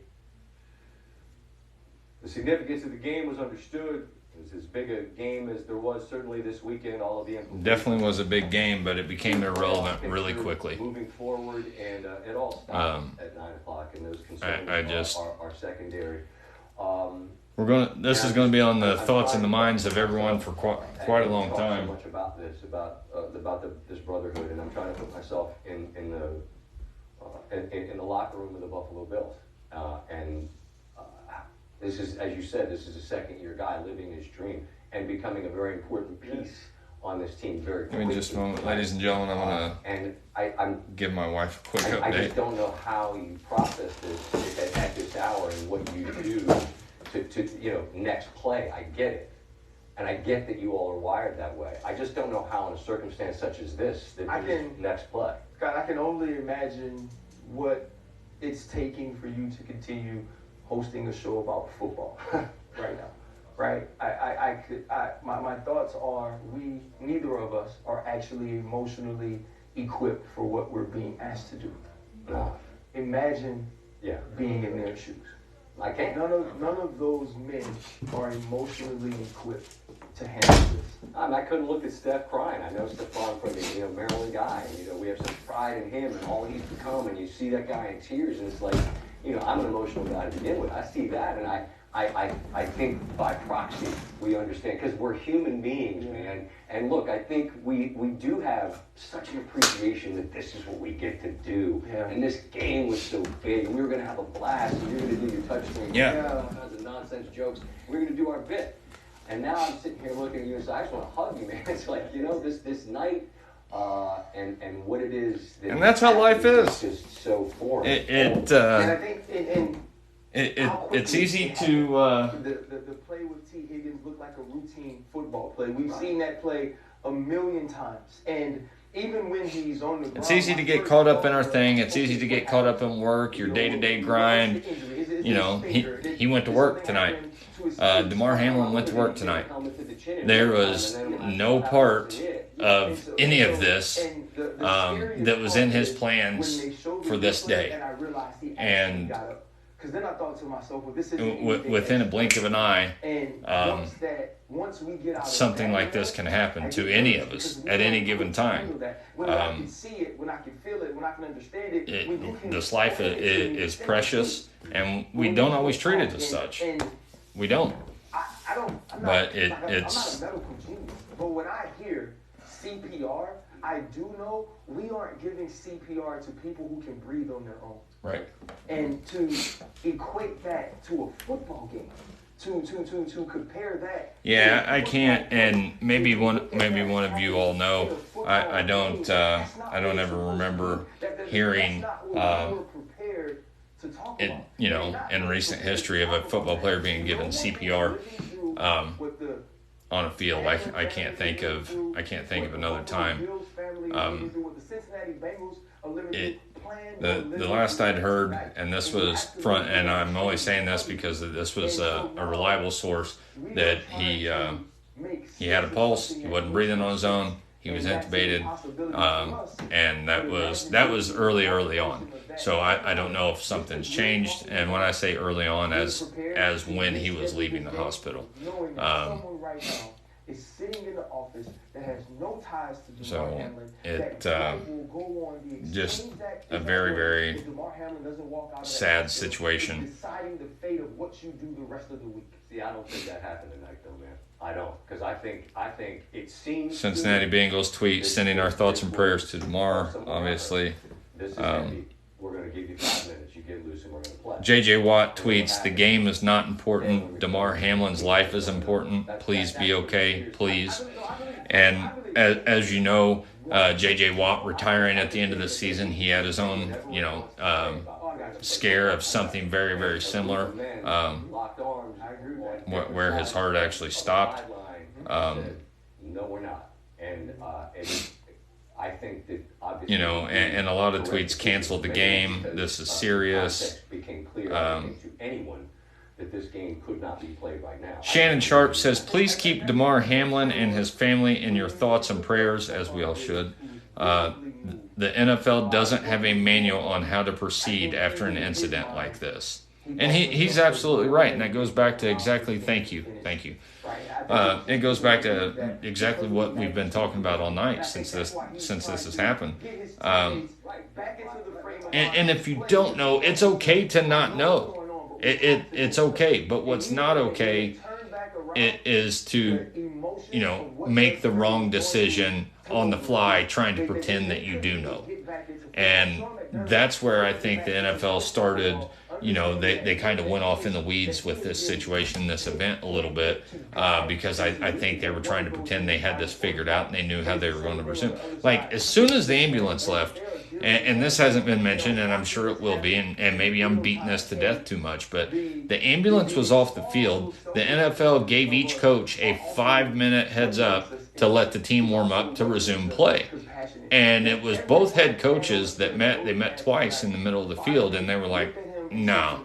We can't just jump back into this after, the Bills players were like, we weren't doing it. They told them that, and they all went back and sat down on the sidelines.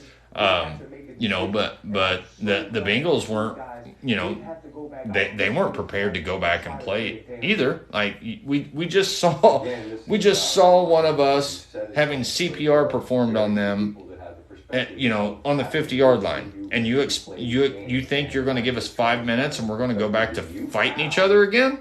Like we were just crying, hugging each other for the past half hour.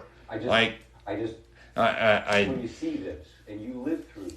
Like it doesn't. I'm not the smartest individual in the world, and I didn't get this old, bald, and ugly by living an easy life or making great decisions. But I tell you what, common sense and logic come into play with some of this stuff, and unfortunately, we have times like this when it gets greed starts to trump common sense and logic. And that's what I think was happening in a lot of ways tonight. And I know it's a business, and you have to think about how you're going to proceed with said business, especially when you've got people in the stands. But I assure you, you'd be hard pressed to find somebody in that crowd tonight and I'm sure you'll find some, because that's just how some people are. But you'll be hard pressed to find somebody that has a ticket that was at Paycor Stadium tonight that is going to be upset that this game didn't continue. And if so, if you're somebody that's upset about it, or someone there that's upset about it, you really need to take a step back and put things in perspective and maybe do some self-reflection, because this is entertainment. This is literally, we call it a game because it's a game. It's entertaining. It's meant to be fun. This isn't ever supposed to be something that's supposed to be about life or death at the end of the day. Injuries sustained? Absolutely. This is a Warriors game. It's a rough game. And that's why they're trying to make strides each and every day to make this game safer, where there aren't long-lasting injuries. When these 24-year-old kids are my age and they're sustaining these injuries from playing a game. And to me, it was an easy call on postponing the game for tonight. But I'm not an NFL executive. I don't have millions of dollars or billions of dollars involved in the playing of this game. Have really ever seen before. Absolutely. Human decency is at play. And I said, it wasn't sportsmanship. It wasn't sportsmanship you were seeing on those players' faces. And majority of these kids are, I got to stop calling them kids. Majority of these players are in their early to mid 20s. And I assure you, there's a large number of them that this is the first time they've been exposed or seen any kind of tragedy like this up close, firsthand and personal. And that's hard to get over. That is hard to get over. And that it wasn't about, let me take a knee because that's the sportsmanship thing to do because a player on the other team got hurt. No, this was about human decency and about being a human being and knowing that another human was fighting for breath and fighting to stay here in the here and now. And that's a scary thought. Gathered and grounded, the second ever world champion. No sport may have grown around the world faster in the last 365 days. And all we can do is pray for his family, because if you're anything like me, which I'm sure there are a lot of us are, and anytime a situation like this, there's an outpouring of support, And I loved seeing that. And we all feel helpless because you want to do something. That's the human decency part of, part of your heart and all of that. You want to do something to help. And we sit here and we talk about it and we rehash it. And we feel helpless because there's what can we do? We can't do anything to fix this, but we can pray. And the support and the love and the thoughts and the prayers that we send up and out to his family, his loved ones, his teammates, the players on the Cincinnati Bengals team as well. That's what we can do. And that's what we can continue to do from here. And things like this stay relevant until the next something else that occupies our Twitter feed or that occupies our TikTok.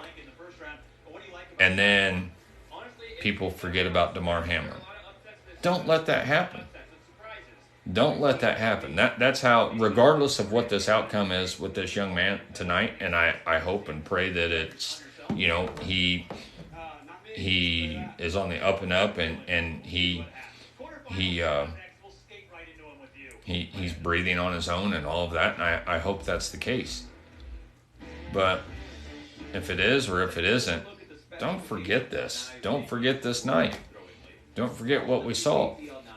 And a lot of people are saying the NFL will be different, and it will be. Like, this is what we witnessed tonight. Wasn't just and I know that sounds obvious, wasn't just a typical injury. This is something that the ripple effects from this are going to be felt for years to come. And I don't know in what way, but you don't just, I know one thing, this isn't just something you just pick up and go on with. And the NFL thought about it. They thought about it. They tried it.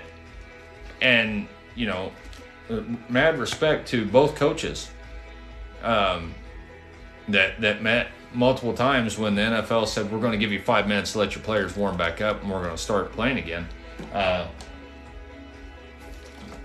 Mad respect to both coaches that drew a line in the sand, because you could see it. You could see that's what was happening just on the news feed or here during the game. I'm going to flip around.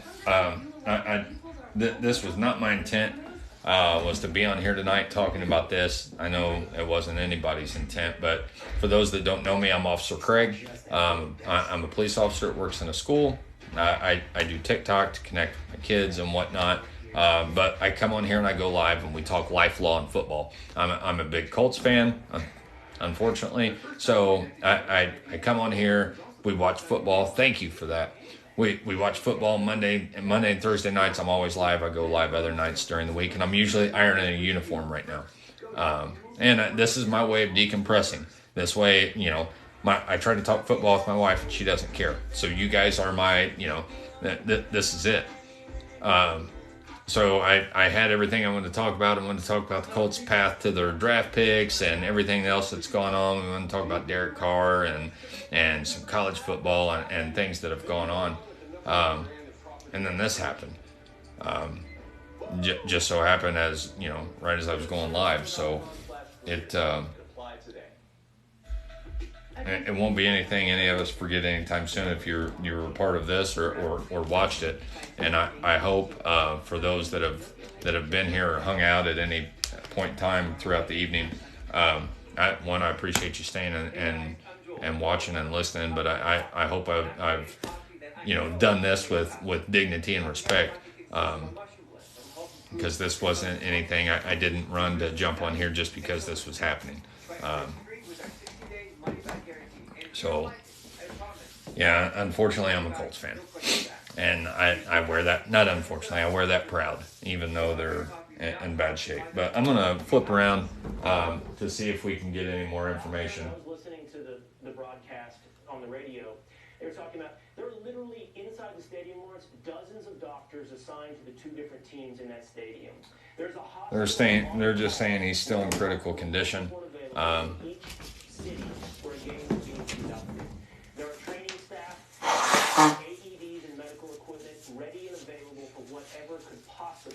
hopefully never happen on a football field.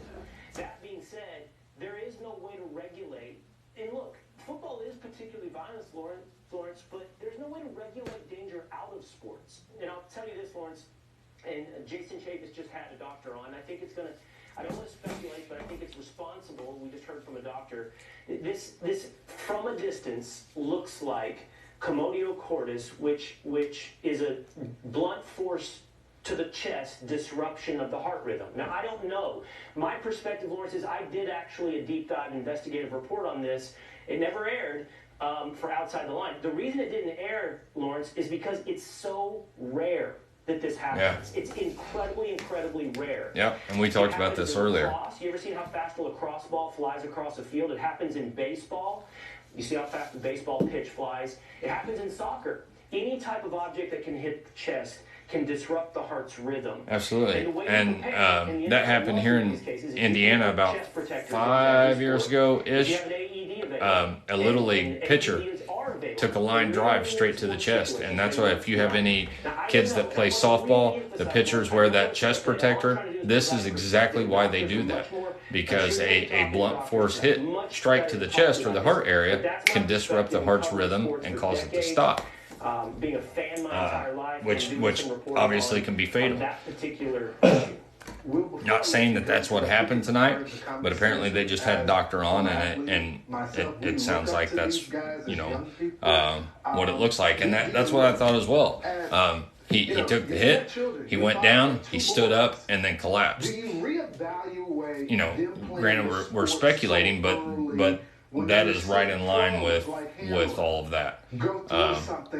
But yeah, here a few years ago we had a Little League pitcher that passed away in the middle of a Little League game. He took a line drive, he was pitching, took a line drive straight to the chest, and passed away. But that's exactly why in softball, not only do they wear the face mask, but if you're a pitcher, and at least in my area, all the pitchers have to wear a little chest plate, a chest protector, and that's what it's for. If they take a line drive, it hits that plate and it's not striking the heart. Because think about it, your heart's a muscle. It's in a rhythm. It's got electricity going through your body. It's in a rhythm. You knock that out of rhythm, it can cause it to stop. I'd be lying if I said I didn't factor it in and consider it, but I would also be lying if I told you that it forced my hand, that made my decision. Everything in life, everything, Lawrence, is a risk-reward analysis. Yeah. And we'll not ignore, by the way, I agree, the rewards that come along with playing sports, including football. Yeah. Will Kane, powerful words tonight. I know you got boxing friends in the morning. Yeah, and we don't know what happened. I'm simply saying as same as they are. They had a doctor on. It sounded like he said, but just by looking at it, that's what it looked like that happened. And it could be it could be one of 1,000 things, if not more than 1,000. But you could one could speculate at this point, and none of us, at least I'm not a medical doctor or a doctor of any kind for that matter. So it's you've got to look at the totality of the circumstance, and that would make sense. But it doesn't look like it was a severe blow to the chest, which is why people like that cardiologist that was just on are talking about commotio cordis, because what that is, in layman's terms, is you hit the chest and you get an arrhythmia, the heart beats irregularly without damage to the heart itself occurring. We don't know any of that yet because we haven't seen, what the heart looks like in the hospital. We don't know. But the idea that CPR was administered does... Guys, bear with me. I'll leave this stream going for just a little bit longer. I've got to get my ironing board out. I've got a uniform to iron. Bring him back, and the reports are that he's in critical condition in the hospital. That's already a positive sign.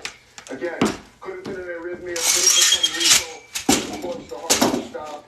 Cardiac arrest. They pump on his chest. Do CPR in a very quick manner, by the way, because of all the personnel that were around there, as Will Kane was saying. And then he's brought to the hospital. Some preliminary preliminary reports from his rep are that he's doing okay, but that is not yet confirmed. We're certainly hoping and praying So that's true. they say preliminary reports from his rep is that he's doing okay. I have no idea about that, nor is that being confirmed. Speed that the heart was hit at? What would cause something like this? Is it the force impact of these obviously athletes, some of the best in the world? Something looks so minute, but in a game like this, did that make the difference there? Excellent question. If it was a really severe amount of trauma, blunt trauma, it could have bruised the heart. But I want everyone to know that the heart works on an elaborate electrical system, very fine-tuned. And if you happen to disrupt that electrical system at just the right moment, you can send the heart into a spin, essentially, where it's not pumping enough blood. That's what seems to be the most likely thing here. But again, we can't confirm that. The hit itself doesn't look like it was sufficient over a video, by the way, obviously I wasn't there, to actually have damaged the heart muscle. But we can't rule that out. Yeah. Dr. Neshawat, I want to go to you because, you know, we're getting some of the reports that he's not breathing on his own, that he has some assistance. And we just got out of that COVID era where whenever you hear about a patient needing assistance breathing, you start to panic. Is this a little different? No, and I saw the video. I saw what happened, and my thoughts and prayers with the family and praying for him, a young, healthy athlete. But what we saw is you saw the orange helmet of the opposite team player ran right into Damar's chest. That is a clear, blunt force trauma to the chest. And like Dr. Siegel said, that can put your heart into an arrhythmia. That can make your heart stop. So whenever your heart isn't beating properly, when it's quivering, when it goes into what's called ventricular fibrillation, you have to take action immediately, within 1 to 2 minutes. Every minute that passes is a reduced chance of survival. And God bless the medics there on the field. They got to him immediately. They started CPR immediately. Because if your heart isn't beating properly, you're not getting blood flow to the brain, to the rest of your body. And that's when you faint. That's when you collapse. That can happen in just a matter of seconds. Now, could that blunt force trauma to the chest have caused his heart to stop or go to an abnormal rhythm? And maybe he has something else going on, like an aneurysm in some part of his body, in his brain, in his aorta that maybe started to bleed. We don't know the exact details, but yes, when you hear that someone's not breathing on their own, it's scary, it's frightening, but that can happen if you go unconscious, if your heart stops, if you go into an abnormal rhythm, you have trouble breathing, and they have to put kind of what's called an intubation tube down into your lungs, into your heart area to help. This is some news channel. It looks like it's a Fox News. That was people were telling me to turn on here because they were covering it. I'm looking at this season, and it's coming to a close. Thank you so much. I appreciate y'all. And you know, these players have gone through so much this season. And I hear you talk. Bear with me. I'm trying to get a uniform together, so I'm going to leave this on until I get my stuff to iron. Could that be a possibility for this moment? Because when you look at it, and if you've been watching football your entire life, it didn't look like anything was abnormal. Yeah, that's a good question. I mean, could he have been fighting a cold or maybe some sort of viral illness? We don't know. But, you know, these NFL players, they're in tip-top shape and condition. You know, they have the best medical care, and they undergo physical examinations and you know, EKGs and echoes to make sure that they're in the best shape from literally head to toe. So, you know, I would assume that if he wasn't feeling well or doing well, that his coach and the team doctors would say, hey, why don't you sit out this game? But, you know, sometimes the players, they're so excited and they're so eager to play for their team and for their community, they don't realize the extent of you know, their condition. And yes, it is possible that if he was already feeling under the weather or if there was something else going on, then this blow to the chest just kind of put him over the edge. But again, we don't know. We're waiting for more information to come out. But in the meantime, we need to pray for this young man and his family. Yeah. Dr. Siegel, we're just getting word from our newsroom that we should be expecting a press conference at the hospital. Do you expect them to share a lot of information, or is that going to be covered by confidentiality? The country is praying for Damar right now. I know the entire league is praying. They're not going to share a ton of information in this press conference. I don't expect that. I think that they'll probably, that's a great question. I think they'll probably reveal some basics. Now, you know, he clearly made it to the hospital. He clearly is being called in critical condition, which shows that he's alive. Question is he back in a normal rhythm? I want to know that. I think they might reveal that. You mentioned a ventilator. You know, that would be standard, by the way. Someone that's been in a cardiac arrest that's brought back by CPR, that's brought to a hospital, you want to decrease the pressure on the brain, you want to get control of the lungs, and you want the person to be asleep. Because you don't want to be assessing this right away. That's how we get control. So if he's on a ventilator, that's what I expect him to say, and that's not a bad sign. I apologize about the moving in the shape. That he's breathing properly, that his heart is back in normal rhythm, and that, again, the blood flow to the brain was preserved. That's key. We may get some of that information now. Yeah. Dr. Mark Siegel, Dr. Jeanette Neshwa, thanks so much for joining the program tonight on this breaking news. So we want to go to our friend Jim Gray. Jim, you've been doing this for it was a long time. You've covered scary scene if you are just joining. Forecaster for a while. You're a Fox News contributor. Just so you know, I'm Officer Craig. We talk lifelong football. I am ironing. I'm a police officer, and I iron a uniform each and every night. And I typically go live when I do it, but I always go live on for Monday Night Football and Thursday Night Football. So I go live a lot. We talk lifelong football. And tonight we were doing the typical Monday Night Football thing. However, I anticipated on complaining about my Colts as we watched the game and went over the game. It was this was a game that had a playoff feel to it with playoff implications on seeding and all of that. It was an important game, and it became irrelevant very quickly. I appreciate you all. Thank you. So we've been on since then. So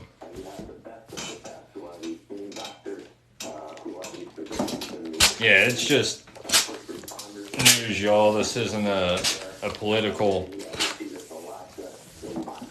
thing. This is the only thing.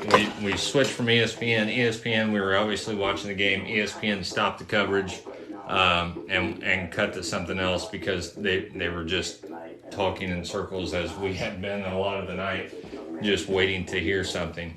And I don't know.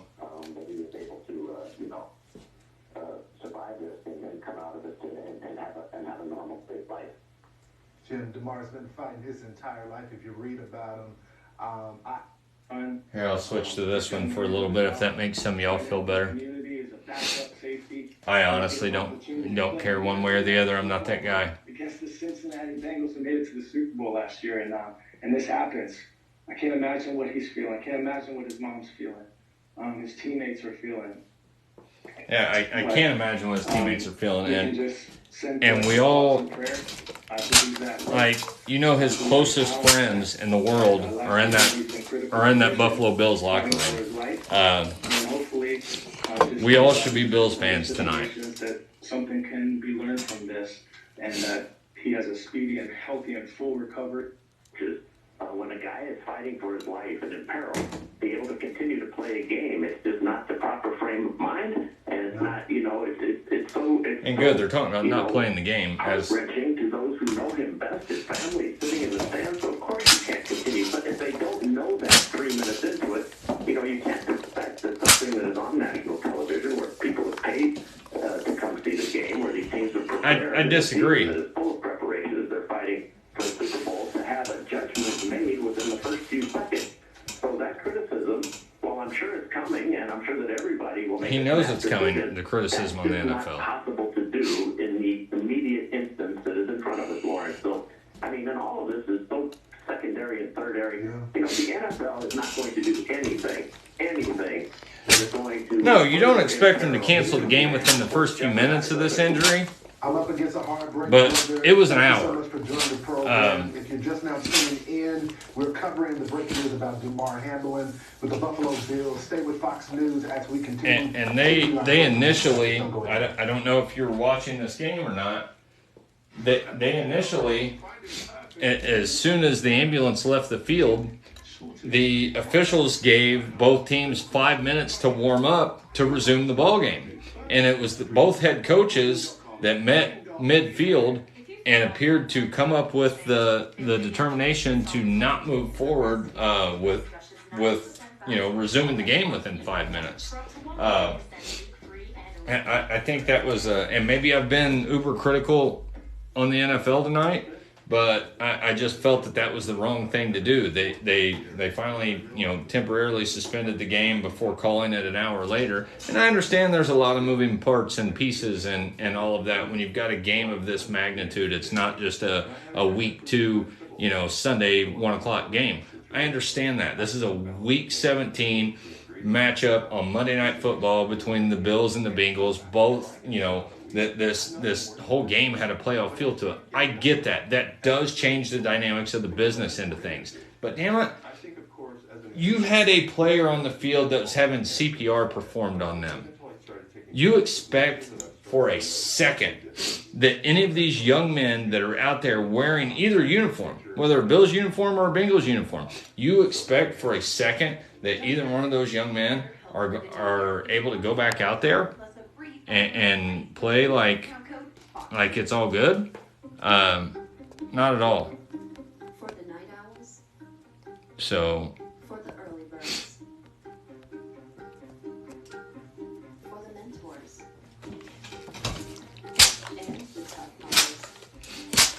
And the tough mothers. I have no regards to being a player, but I have regards to being a human. And I have kids as old as some of these guys that are out there playing, and especially Damar Hamlin. So it's and it has nothing to do with the profession. And thank you. Good night to you as well. It's about being a human being. And this is a game. This isn't a war they were fighting. This is entertainment. And I look at it like I'm obviously a fan of the National Football League. I love this game. I'm sure I'll always be a fan of football till my days here are done.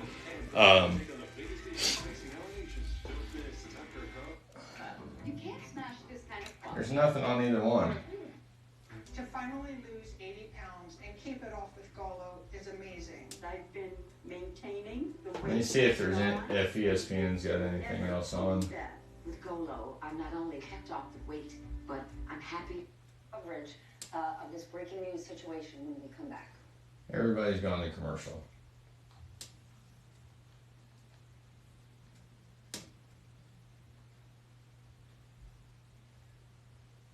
Tonight, Daddy, I'm going to read to you. Not far away lies a magical place where people... Yeah, well, and you know what? I had a coach talk to me about this, about white guys and black guys, about far right-wing conservatives and far left-leaning liberals. And a locker room is a melting pot where they wear black and orange, Buffalo and blue, but this brotherhood, this fraternity that you are a part of that we watch. Absolutely, you would think it is a fraternity. I mean, they're just like anything else. You have that in common.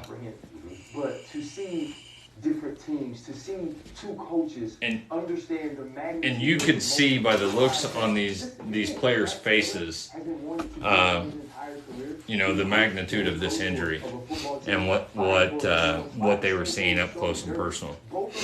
I agree. I don't.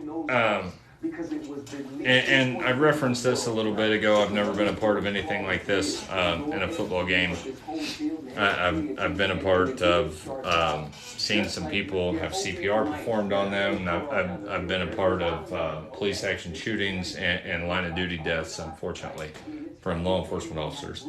And it's a lot of hurry up and wait type of thing. And they say that the hospital is going to come out and make a statement here at any time, and that'll probably be within the next hour, I'm assuming. But even at that point, that there probably won't be a lot of information. It will probably be a status update at best, and it'll be tomorrow before we really start to hear what happened or what the cause was. I'm hoping that his status improves. The fact that they're saying he's in critical condition, I at least hope, and I'm speculating. I haven't heard anything since early on. The only thing that I really heard from a reliable source was he was not breathing on his own. He had a pulse, and he was not breathing on his own. He was intubated. That has since come out, and his mom rode on the ambulance from the stadium. So that brought that up. We talked about that earlier. He went to Pitt. Cincinnati's not that far. I'm sure he had a ton of family and friends at that game tonight. And I'm assuming, but we at least know his mom was there. You got to think about family watching that. And if you're a parent, and even if you're not a parent, if you have a sibling or a loved one, imagine watching that go on. That's got to be tough. And tough's not the word for it. It's more than tough. That's got to be devastating. And you could tell by the looks on the trainers and the team doctors and the other staff and players that were around immediately that this wasn't your normal run-of-the-mill football injury.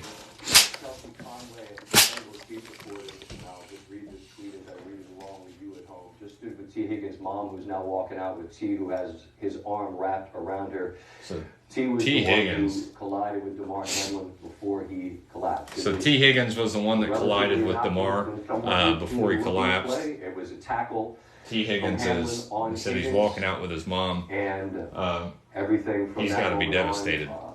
Has changed. Ben Baby joins us once again from the hospital there in Cincinnati, who has spoken with. Let's see if we get any update on when they may.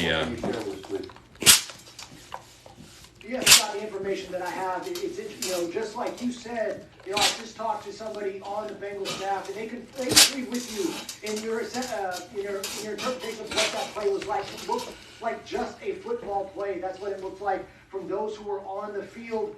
Inside that locker room, I talked to folks who were in there. They said, like y'all have said throughout this segment, there was a lot of quietness, a lot of concern. These guys, they understand the risks and the gambles that you take playing. For those that are asking, yes, I'm ironing. I'm ironing my uniform. You had a sense of quiet, a sense of concern. And as we stand here outside the medical center here at the University of Cincinnati, you see that fans are starting to I do this each and every night before work. I'm old school. I still wear all the shiny stuff. He just said that their university spokesperson has said that there will not be a press conference tonight. So okay. we continue to keep waiting. So there will not be a press conference tonight. I don't know. Obviously, a lot of concern for Damar Hamlin's safety and how his condition, and you got that sense from those inside the stadium as it occurred. I don't necessarily take that as a good sign. Not necessarily saying it's something bad, but if there were, Yes, that is correct. Yes, that is what has been relayed to us here outside the hospital. All right, Ben Baby, in Cincinnati. If there was an improvement, you would think that they would be, the doctors and everyone involved in this knows the magnitude of this. They know that the nation is waiting to hear an update on this young man. So the fact that they've already come out and said that they will not be making an update tonight is concerning. That Buffalo Bills talented defense again. It was a tackle on T. Higgins. He stood up. And you feel sorry for T. Higgins. T. Higgins did nothing intentional. There was nothing out of the ordinary from, if you can see the hit, you should be able, if you want to see it, you can find it online. There was nothing out of the ordinary regarding this collision. There just wasn't, like, it wasn't anything. It wasn't one of those things you look at and you're like, oh man, that I can see. No, it was a regular football hit, football move. Damar went to the ground, he popped back up, and then collapsed.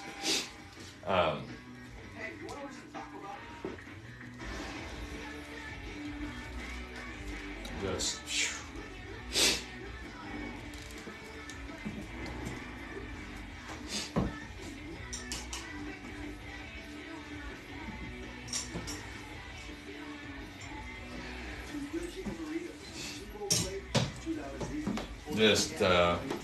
This is definitely going to be a night that we won't forget. We're all, whether you want to or not, hopefully we're all Bills fans tonight.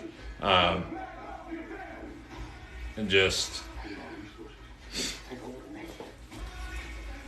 for those that are just joining, I'm Officer Craig. Thanks for stopping by. We talk. I'm a police officer. I work in a school now. I take the TikTok quite frequently. I go live a lot where we talk life, law, and football. Talk a lot of law enforcement stuff sometimes and just questions to be transparent. But we talk football a lot of the time. I'm a Colts fan to a fault. I understand, and it's hard being a Colts fan right now. But I appreciate those of you that have followed me or that have stopped by this evening. And this isn't something I came live or I went live just to cover this. Monday Night Football is something I typically go live anyway, do it earlier, and I usually do this as I'm ironing. And we'll iron it out. We'll iron out all the football problems or, life problems, whatever the case may be, but wasn't really expecting having to cover this tonight. Or to talk about this. I had a lot of Colts complaints I wanted to vent and talk about, and those quickly became irrelevant. We all are part of Bill's Mafia tonight, because, and if you can look forward, and it's really too early to, but regardless of what happens, this season and wherever they go or whatever they do from here, from this point and week 17, this will be the story. And I know that the Buffalo Bills were actually my pick and still have been my pick for the Super Bowl, because and a big part of that is because they're such a tight-knit group. There are a lot of Chiefs fans and other fans that don't like Buffalo. I like Buffalo because they seem to be a tight-knit group from what I could see and what I've learned about that team. A lot of them hang out, outside of work. Buffalo's not a huge, metropolitan conglomerate or not a huge community, so they hang out with each other a lot off the field, and I think that's I think that's awesome. I also think that hurts them a lot worse. Have not left, and so the Bills buses are still there. Point of emphasis here, where you need to speculate about anything regarding medical conditions. You know what you know, and you don't know what you don't know. And I'm speculating about this. I would guess that the Bills. We had a report just recently that Stephon Diggs made his way over to the hospital, had to be kind of talked into the building by a cop. Coley Harvey assisted with that. See a tweet from Josh Allen, simply, please pray for our brother. But again, the Bills, mostly, from what I can gather, outside of Stephon Diggs, who made his way. I can't imagine what they are going through. If they simply want to be together to continue to pray for their teammate, their brother Damar Hamlin. Again, it was 8:55. A 7-3 game that started off exactly the way everyone thought it might. Yeah. Bengals scored on their first drive. Bills scored on theirs. It was 7-3. And it was a heavyweight fight tonight. Field, a tackle from Hamlin, T. Higgins, and the urgency with which the medical care was given indicated that this was not a typical situation. There was some conversation at first that there would be a 5-minute window of, I guess, being used. And see, they talk about that 5-minute window. Sean McDermott, Zach Taylor got together and decided no way. And you see that look right there, and again, you're reading into it, but and mad respect by both coaches. Between the lines, to see that these men, I mean, look at their faces. Emotions laid raw before all of us as this teammate and brother. And mad respect to both coaches for drawing the line in the sand, and basically pushing back on the league from what you could see, that said that they were not taking the field again, especially within a 5-minute window after the ambulance left the field. And I think it would have been easy as if you're the Cincinnati Bengals at home. He was then transported to a local hospital where he is in critical condition. In front of your home crowd with this game that meant what it means to both teams, to push that issue. And I think there are some coaches in this league that would have pushed that issue, that would have wanted the game to go on. So hopefully that doesn't get lost on how much respect. Our community is praying for Damar Hamlin. We've been in touch with Bills and Bengals players go out to and both with coaches. the NFL. The only thing that matters at this moment is Damar's health and well-being. So that's a tweet from the NFLPA, the Players Association, basically the players union, saying what they should say. The only thing that matters at this point in time is Damar's health, and that's exactly what it is. It's too early to start talking about when this game is going to be played, if it's going to be played, how they move forward from here. Because it was clear that this was not a I thank you to all of those who have joined. If you would, I would appreciate a follow. That would be awesome. If you want a gift, there is a 200 football gift goal. Don't feel required to. That's just something I put up before each one of my lives, before I knew this was going to happen. Was a game that was not going to continue tonight. Thank you. I appreciate that. It's a game that's important, yeah. A game that means a lot to a lot of people. Yeah, it means a lot to a lot of people, but thank you all so much for that. But this young man's life means a lot more than this game. And it's sad because I at one point in time during the stream I couldn't keep up with comments at all. But there were people in here, and majority were not. But you're going to have people that look for shock value. They're like, should have played the game. Where are they stopping? This is football. This is all these things. That just I would hope and pray. Thank you guys so much for that. I hope and pray that those people that are saying these things, that's for shock value, that's not how you actually feel as a human being. Because as we've said all night, this isn't a sportsmanship thing. Seeing the Bengals, take a knee with the Bills and all that wasn't about sportsmanship. It was about being a decent human being. And it was thank you. It was about seeing one of your peers, a 24-year-old young man whose life was in the balance, and still is, for that matter. So it was scary to watch from home, as somebody that's been through these things, that's seen these things, that's seen it for a job for years.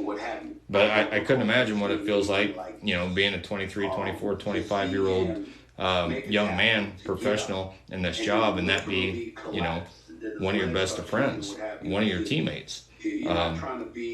And remember, a lot of these guys are young. They haven't been exposed to tragedy like this. And I'm sure there are a lot of adults that are the same way that witnessed that at Paycor Stadium tonight that have never seen CPR performed on someone. It's a shocking feeling when you see that for the first time, to know that somebody, somebody is laying there dying as you watch it. That's not something that just goes away. That's not a feeling that just goes away quickly. And that's why I've been a little more hypercritical of the National Football League of, attempting to take a 5-minute break and get the players back out there. I felt that was, and I can't say enough to both coaches, but especially the coach of the Bengals, who agreed. And matter of fact, the second time they came back out, he's the one that came out and met midfield. And I don't know the conversation, I'm speculating, but you could see, this go on in real time, and this breakdown. Thank you so much for the football guests. I appreciate you. God bless you. You could see it go on in real time, and you could read between the lines that they were like, no, this game this isn't happening. Not right now. We've got to at least take a break. And that's exactly what they did. They took a break, went to the locker room, and they never resumed play after that.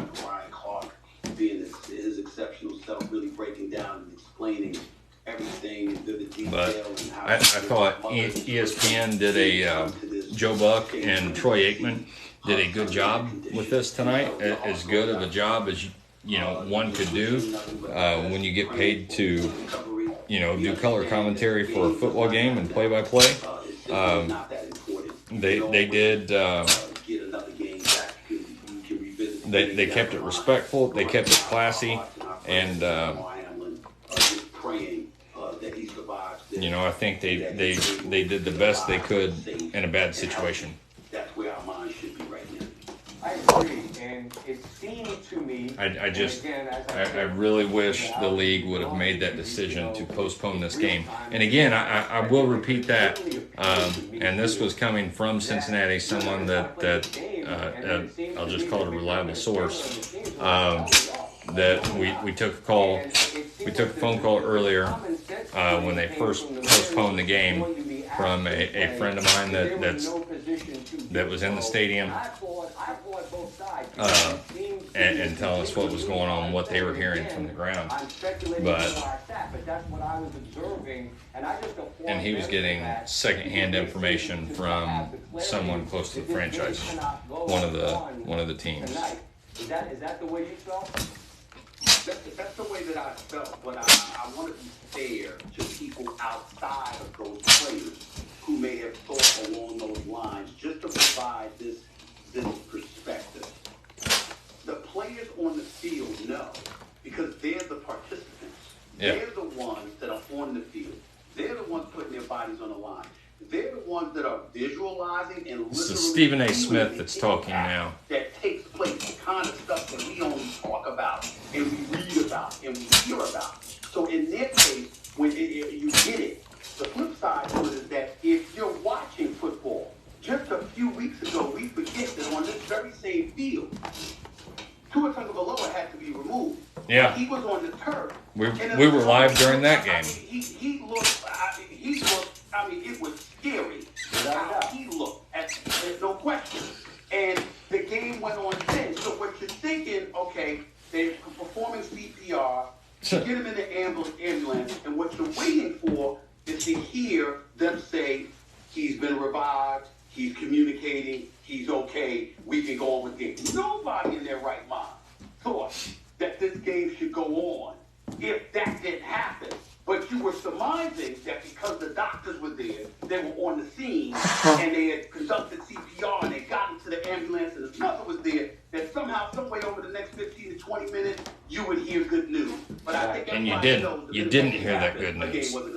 But even had it happened, Stephen A., even if you got the best possible resolution, absolutely, to have asked the team, even if that would have happened, that was too much to ask these young men to go back out there and and I don't know that that's the play case. this I game understand what you're saying because I at a think level we they're have been expected to play at. hardened to a degree because we see these injuries and mostly, thankfully, the resolutions are positive and you continue on with the game. And so if there was a thought from afar that perhaps we can continue with this one, okay, maybe that seemed reasonable, but it was clear based on the reaction to what Buffalo and Cincinnati had witnessed that this was not usual and this game could not go on. That's all I'm saying. And I think you're right, but I think that I think the league drug their feet too long with calling the game. Because they witnessed it in real time, up close and personal, in a fashion that officials running the NFL could not have possibly done because they weren't on the field with them. And so when those players reacted the way that they did and they made that call,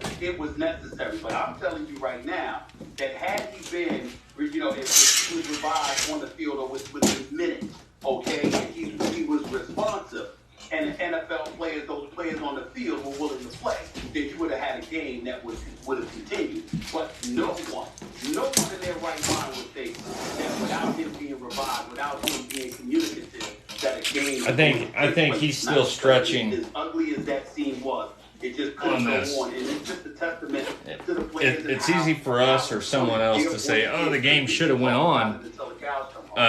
They're the ones on the field literally enduring it. I'm here talking to you right now, okay? And I've been covering sports for nearly 30 years. Yeah, I got news for you. I'm going to defer to Ryan Clark when he's talking about football. I know that. I know you know that. And I'm going to defer to all of those guys because they know. And I think I think the NFL was smart, obviously. I don't know football, but I know people.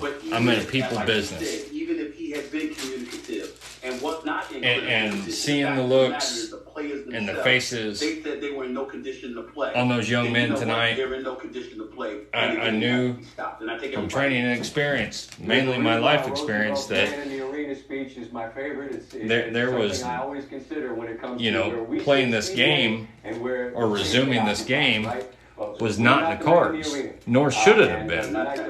And I think that they drug it out too long. For first take, that there's good news to report on Damar Hamlin, Stephen A. Smith. To make that decision. As always. Yes. Praying for him. Praying for full recovery, my man. Thank you so much, Scott. Indeed. Pittsburgh football tweeted out earlier, Damar Hamlin is the best of us. We love you three, the number you wore there, praying for you.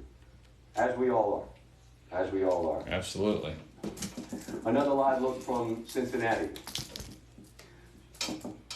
Our Bills reporter will join us following a short break, still at the stadium, and can share some insight on what's going on there. So we do know that there will not be a presser tonight from the hospital. They have come out and said that. So the press conference that we were waiting on from hospital staff is not going to occur tonight. Look into that how you wish. However, I probably wouldn't look into it too much. That's like I said, I've been a part of some line of duty deaths, unfortunately, over the years, and it's that's pretty atypical for a high profile injury. And the status, because you don't want to release anything too soon, too early. I know everybody wants to know something. We're all waiting on pins and needles to hear something, but you've got to realize that the number one priority right now is to make sure that young man is stable, and we haven't heard if that's in the cards or whatnot.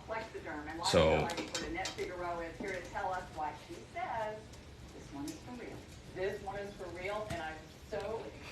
So what I'm doing right now, just to not change the subject, but for those of you, I know a few people have asked, I'm polishing my brass on my duty belt. This is my every night process when we go live. This is what I do, is we're talking lifelong football. It is starting to storm here in Indy. I appreciate y'all stopping by. I don't know. Let's see if we can get another feed somewhere. I dealt with this before, and I watched my teammates for days come to my hospital bed and just cry. I had them call me and tell me that they didn't think I was going to make it, and now this team has to deal with that, and they have no answers.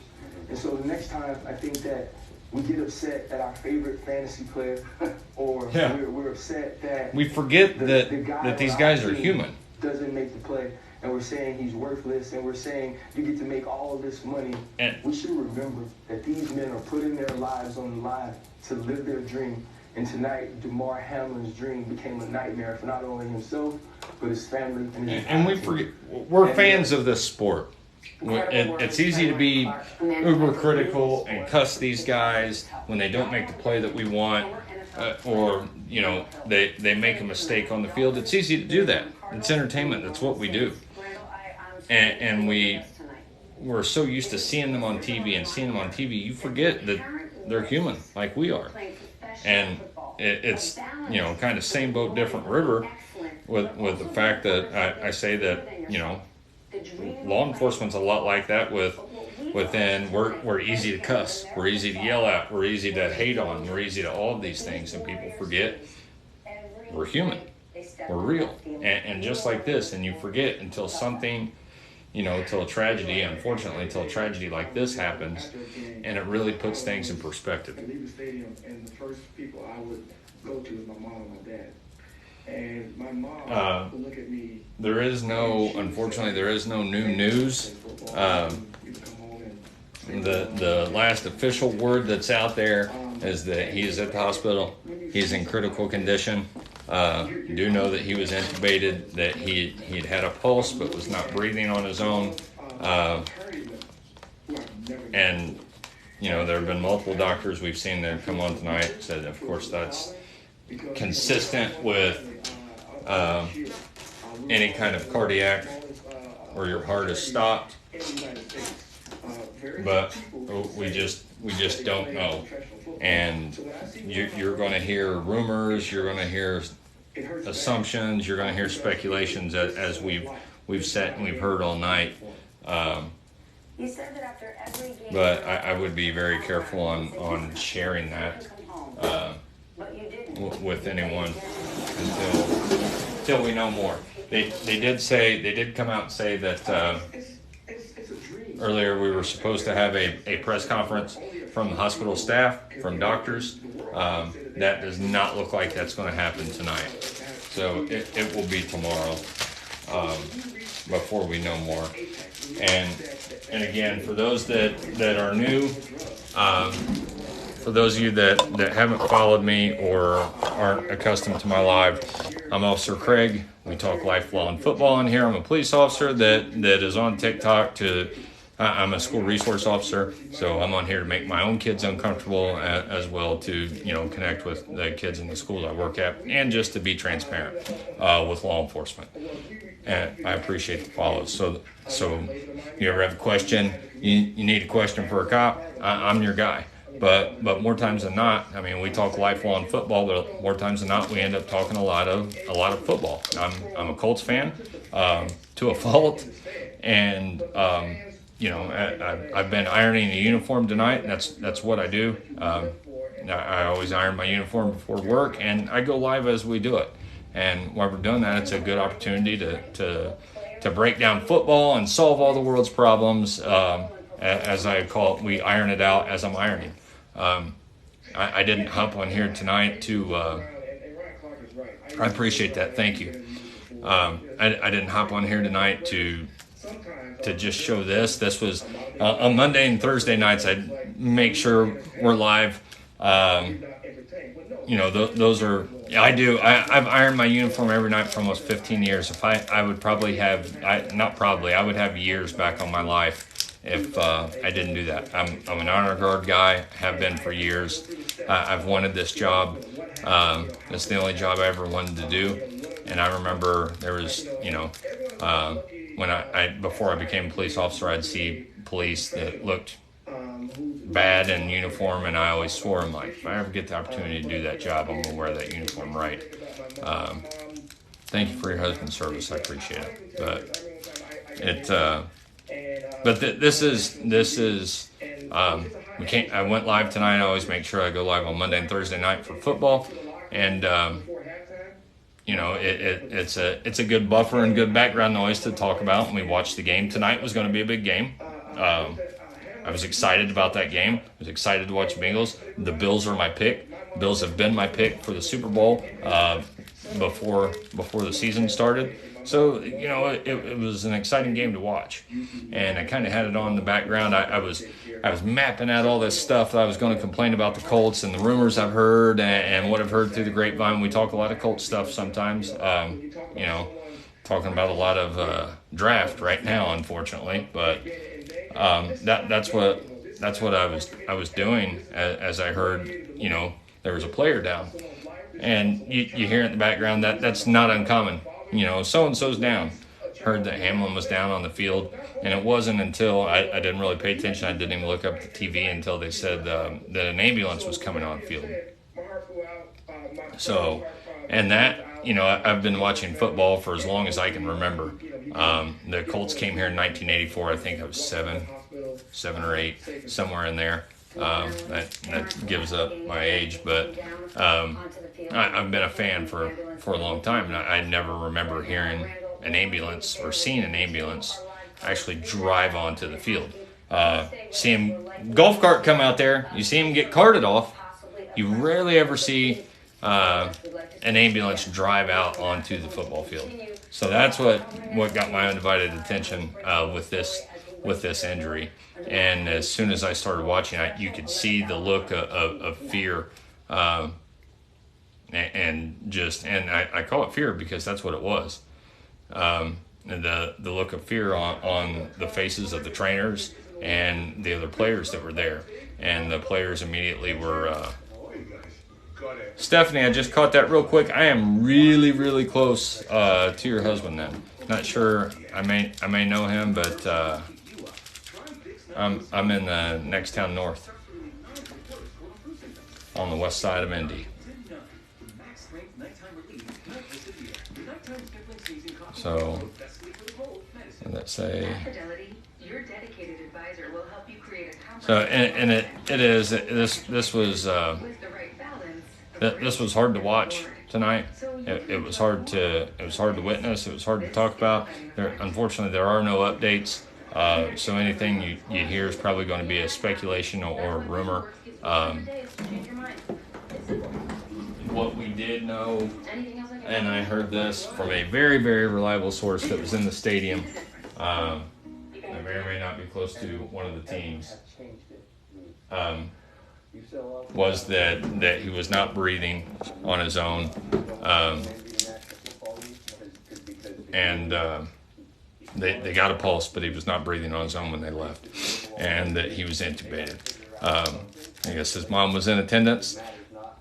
He's from Pittsburgh, so I'm assuming there was probably plenty of friends and family, there in attendance tonight, with this being such a big game as it was, with playoff implications and everything on the that was going on with the game alone. Heard his mom was able to hop on the ambulance and ride to the ambulance with him. So I'm glad that she was able to do that. I feel my oldest is really close in age to him, and this young man's 24 years old. My oldest is really close in age to him. And, this young man's 24 years old. You think about it, and you don't have to be a parent to empathize with that feeling. That to know that this is someone's loved one, brother, sister, husband, cousin, that you're seeing that's down on the 50-yard line with 70,000 people in attendance that are there to watch a heavyweight fight of a football game, and they're doing CPR on him in the middle of the field. That is that changes a lot of things. And like I said, and not taking anything away from these young men that play this game, but a lot of them are young, and they have a lot of there are a lot of people older than me that were in that stadium tonight that have never seen CPR being done on somebody before. And you take the classes, whether it's through work or the Red Cross or whatever else, or you hear about it and you don't think it's important, right? I'll never need that. Or you hope you never need it. But there's one thing that you all know, that if CPR is being performed, you know that that's a last-ditch effort. That there's nothing else that you can do at that point to help a person stay in the here and now. And when that was happening for minutes, and when I say minutes, it was over 9 minutes, from what I hear from reports, that CPR was being performed on him in the middle of the field. That's a long time. That is a long time. And it's a lot for anyone to see, especially if you're not accustomed to seeing something like that. But it's a lot to see if it's someone you care about, if it's a teammate, if it's your son, if it's your brother, if it's your cousin. I can deal with that stuff all day. I've done CPR, and I don't know how many people. I could do that all day long. That's part of my job. I could do that all day long. But I will tell you this. It changes things when it's someone you care about. I can do it to a stranger all day long because I don't have that emotional attachment to that person. I may not even know that person's name. I do have a human element to that, and that's the reason that I'm doing it and trying to keep this person in the fight, because you know in your heart that they have all of this family and all of these things, so you try to empathize with that. But I tell you what, and I've run into burning buildings. I've done everything you could possibly think of in this job over my career, and nothing has impacted me in my life like just completely freaked me out and stayed with me like my wife's C-section. Like that I'm not trying to take anything away from it, and I've never gotten woozy. I've never I can't handle this or anything like that. I mean, I would tell you guys stories that make your head spin of situations I've been in, and nothing's ever affected me like that did. And CPR to a baby, those are, I've had one that didn't make it. Those are situations you've been through. But when it was my wife, someone that I know and I care about and I've got that deep emotional attachment to, it's a game changer. So you think about that, and you think about all these young men that were on the field and his family tonight. Like I said earlier, mad respect to both head coaches, because the NFL, as soon as the ambulance left, the NFL gave the coaches, well, we're giving you 5 minutes to let the players warm back up, and we're going to resume play. Like, did you not just see what we just watched? Did you not just see what just happened here for the past 30 minutes? And this went on.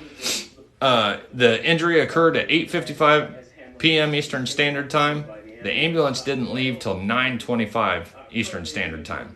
So that was 30 minutes that he was down on that field. And a big chunk of that, they were performing CPR on this young man.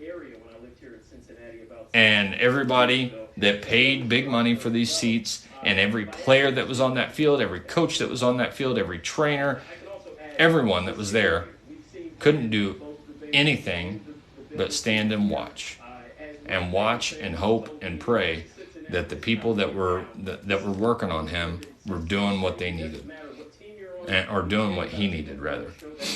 So I was disappointed by that. Maybe I'm being emotional. Maybe I'm being hypercritical. But to me, if the NFL is truly trying to do things the right way with CT and head injuries and all of this, I mean, keep in mind, on my live here, we were watching the Miami game in Cincinnati in that same stadium where Tua had to be drug off, a lifeless Tua from his head injury. Like, this is, and I agree, it shouldn't have been a question. And I understand there are moving pieces and parts to this, and this is $1 billion a year industry, and this game had real playoff implications. But you can figure all that out on the back end of things. So they drugged this out for an hour after he was injured, another like 35 minutes after he left on the ambulance, before they truly decided that they were not going to resume play for the evening. To me, that's a common sense. That's a logic thing. That's common sense. There's a human element to that, and it's about doing the right thing the right way at the right time. And they eventually ended up doing the right thing. I don't think they did it at the right time. And there isn't a manual. I think it was Shannon Sharp that tweeted, "Hey, there's not the NFL doesn't have a manual on stuff like this." And you're right. So I whether they did it the right way. And the last part of that leadership test is for the right reason. And that I think they failed because I think they drugged us out for all the wrong reasons. I think it was this is a game. It's a game. This is entertainment. And when you cross that line to where someone's life is in the balance, I think everything else should be irrelevant at that point. And I don't care if this is the Super Bowl. Maybe I've gotten old and old and emotional, but it's that's just my take on it. Maybe I'll sleep on it and feel different about it tomorrow, but. Because players were just sitting on the bench, just looking completely shell-shocked and devastated, and rightfully so. So, but here's the thing: this is a game. It's a game. Telling them that let's go, let's refocus. But then after that, the players just kind of went back to what they were doing before, which was to be emotionally distraught. Players went back to the bench. They went back to hugging each other. They went back I tell you what, to their knee. We're all at a loss. All we can do is pray and continue to support. Try not to, we'll all be watching, Twitter feeds and TikTok and trying to get updates, but I highly doubt any of us hear anything this evening. We're gonna be breaking this down and discussing this for a long time. And again, like I was talking about the NFL, we can armchair quarterback, but that for a long time. And I assure you, that's going to be an underlying storyline here eventually. After we find out what the status is of this young man. So we're not gonna dive into any of the Colts talk tonight. I appreciate you. So I appreciate those of you that have followed me. If you haven't yet, I would really appreciate your follow. I do giveaways from time to time. We just did one once I hit 150,000 followers. If you ever have any questions, comments, concerns, only thing I'll answer anything. Only thing I ask is that you just be respectful. That if I want to be disrespected, I go to work. So that's all I ask. So I appreciate all of you for hanging out and.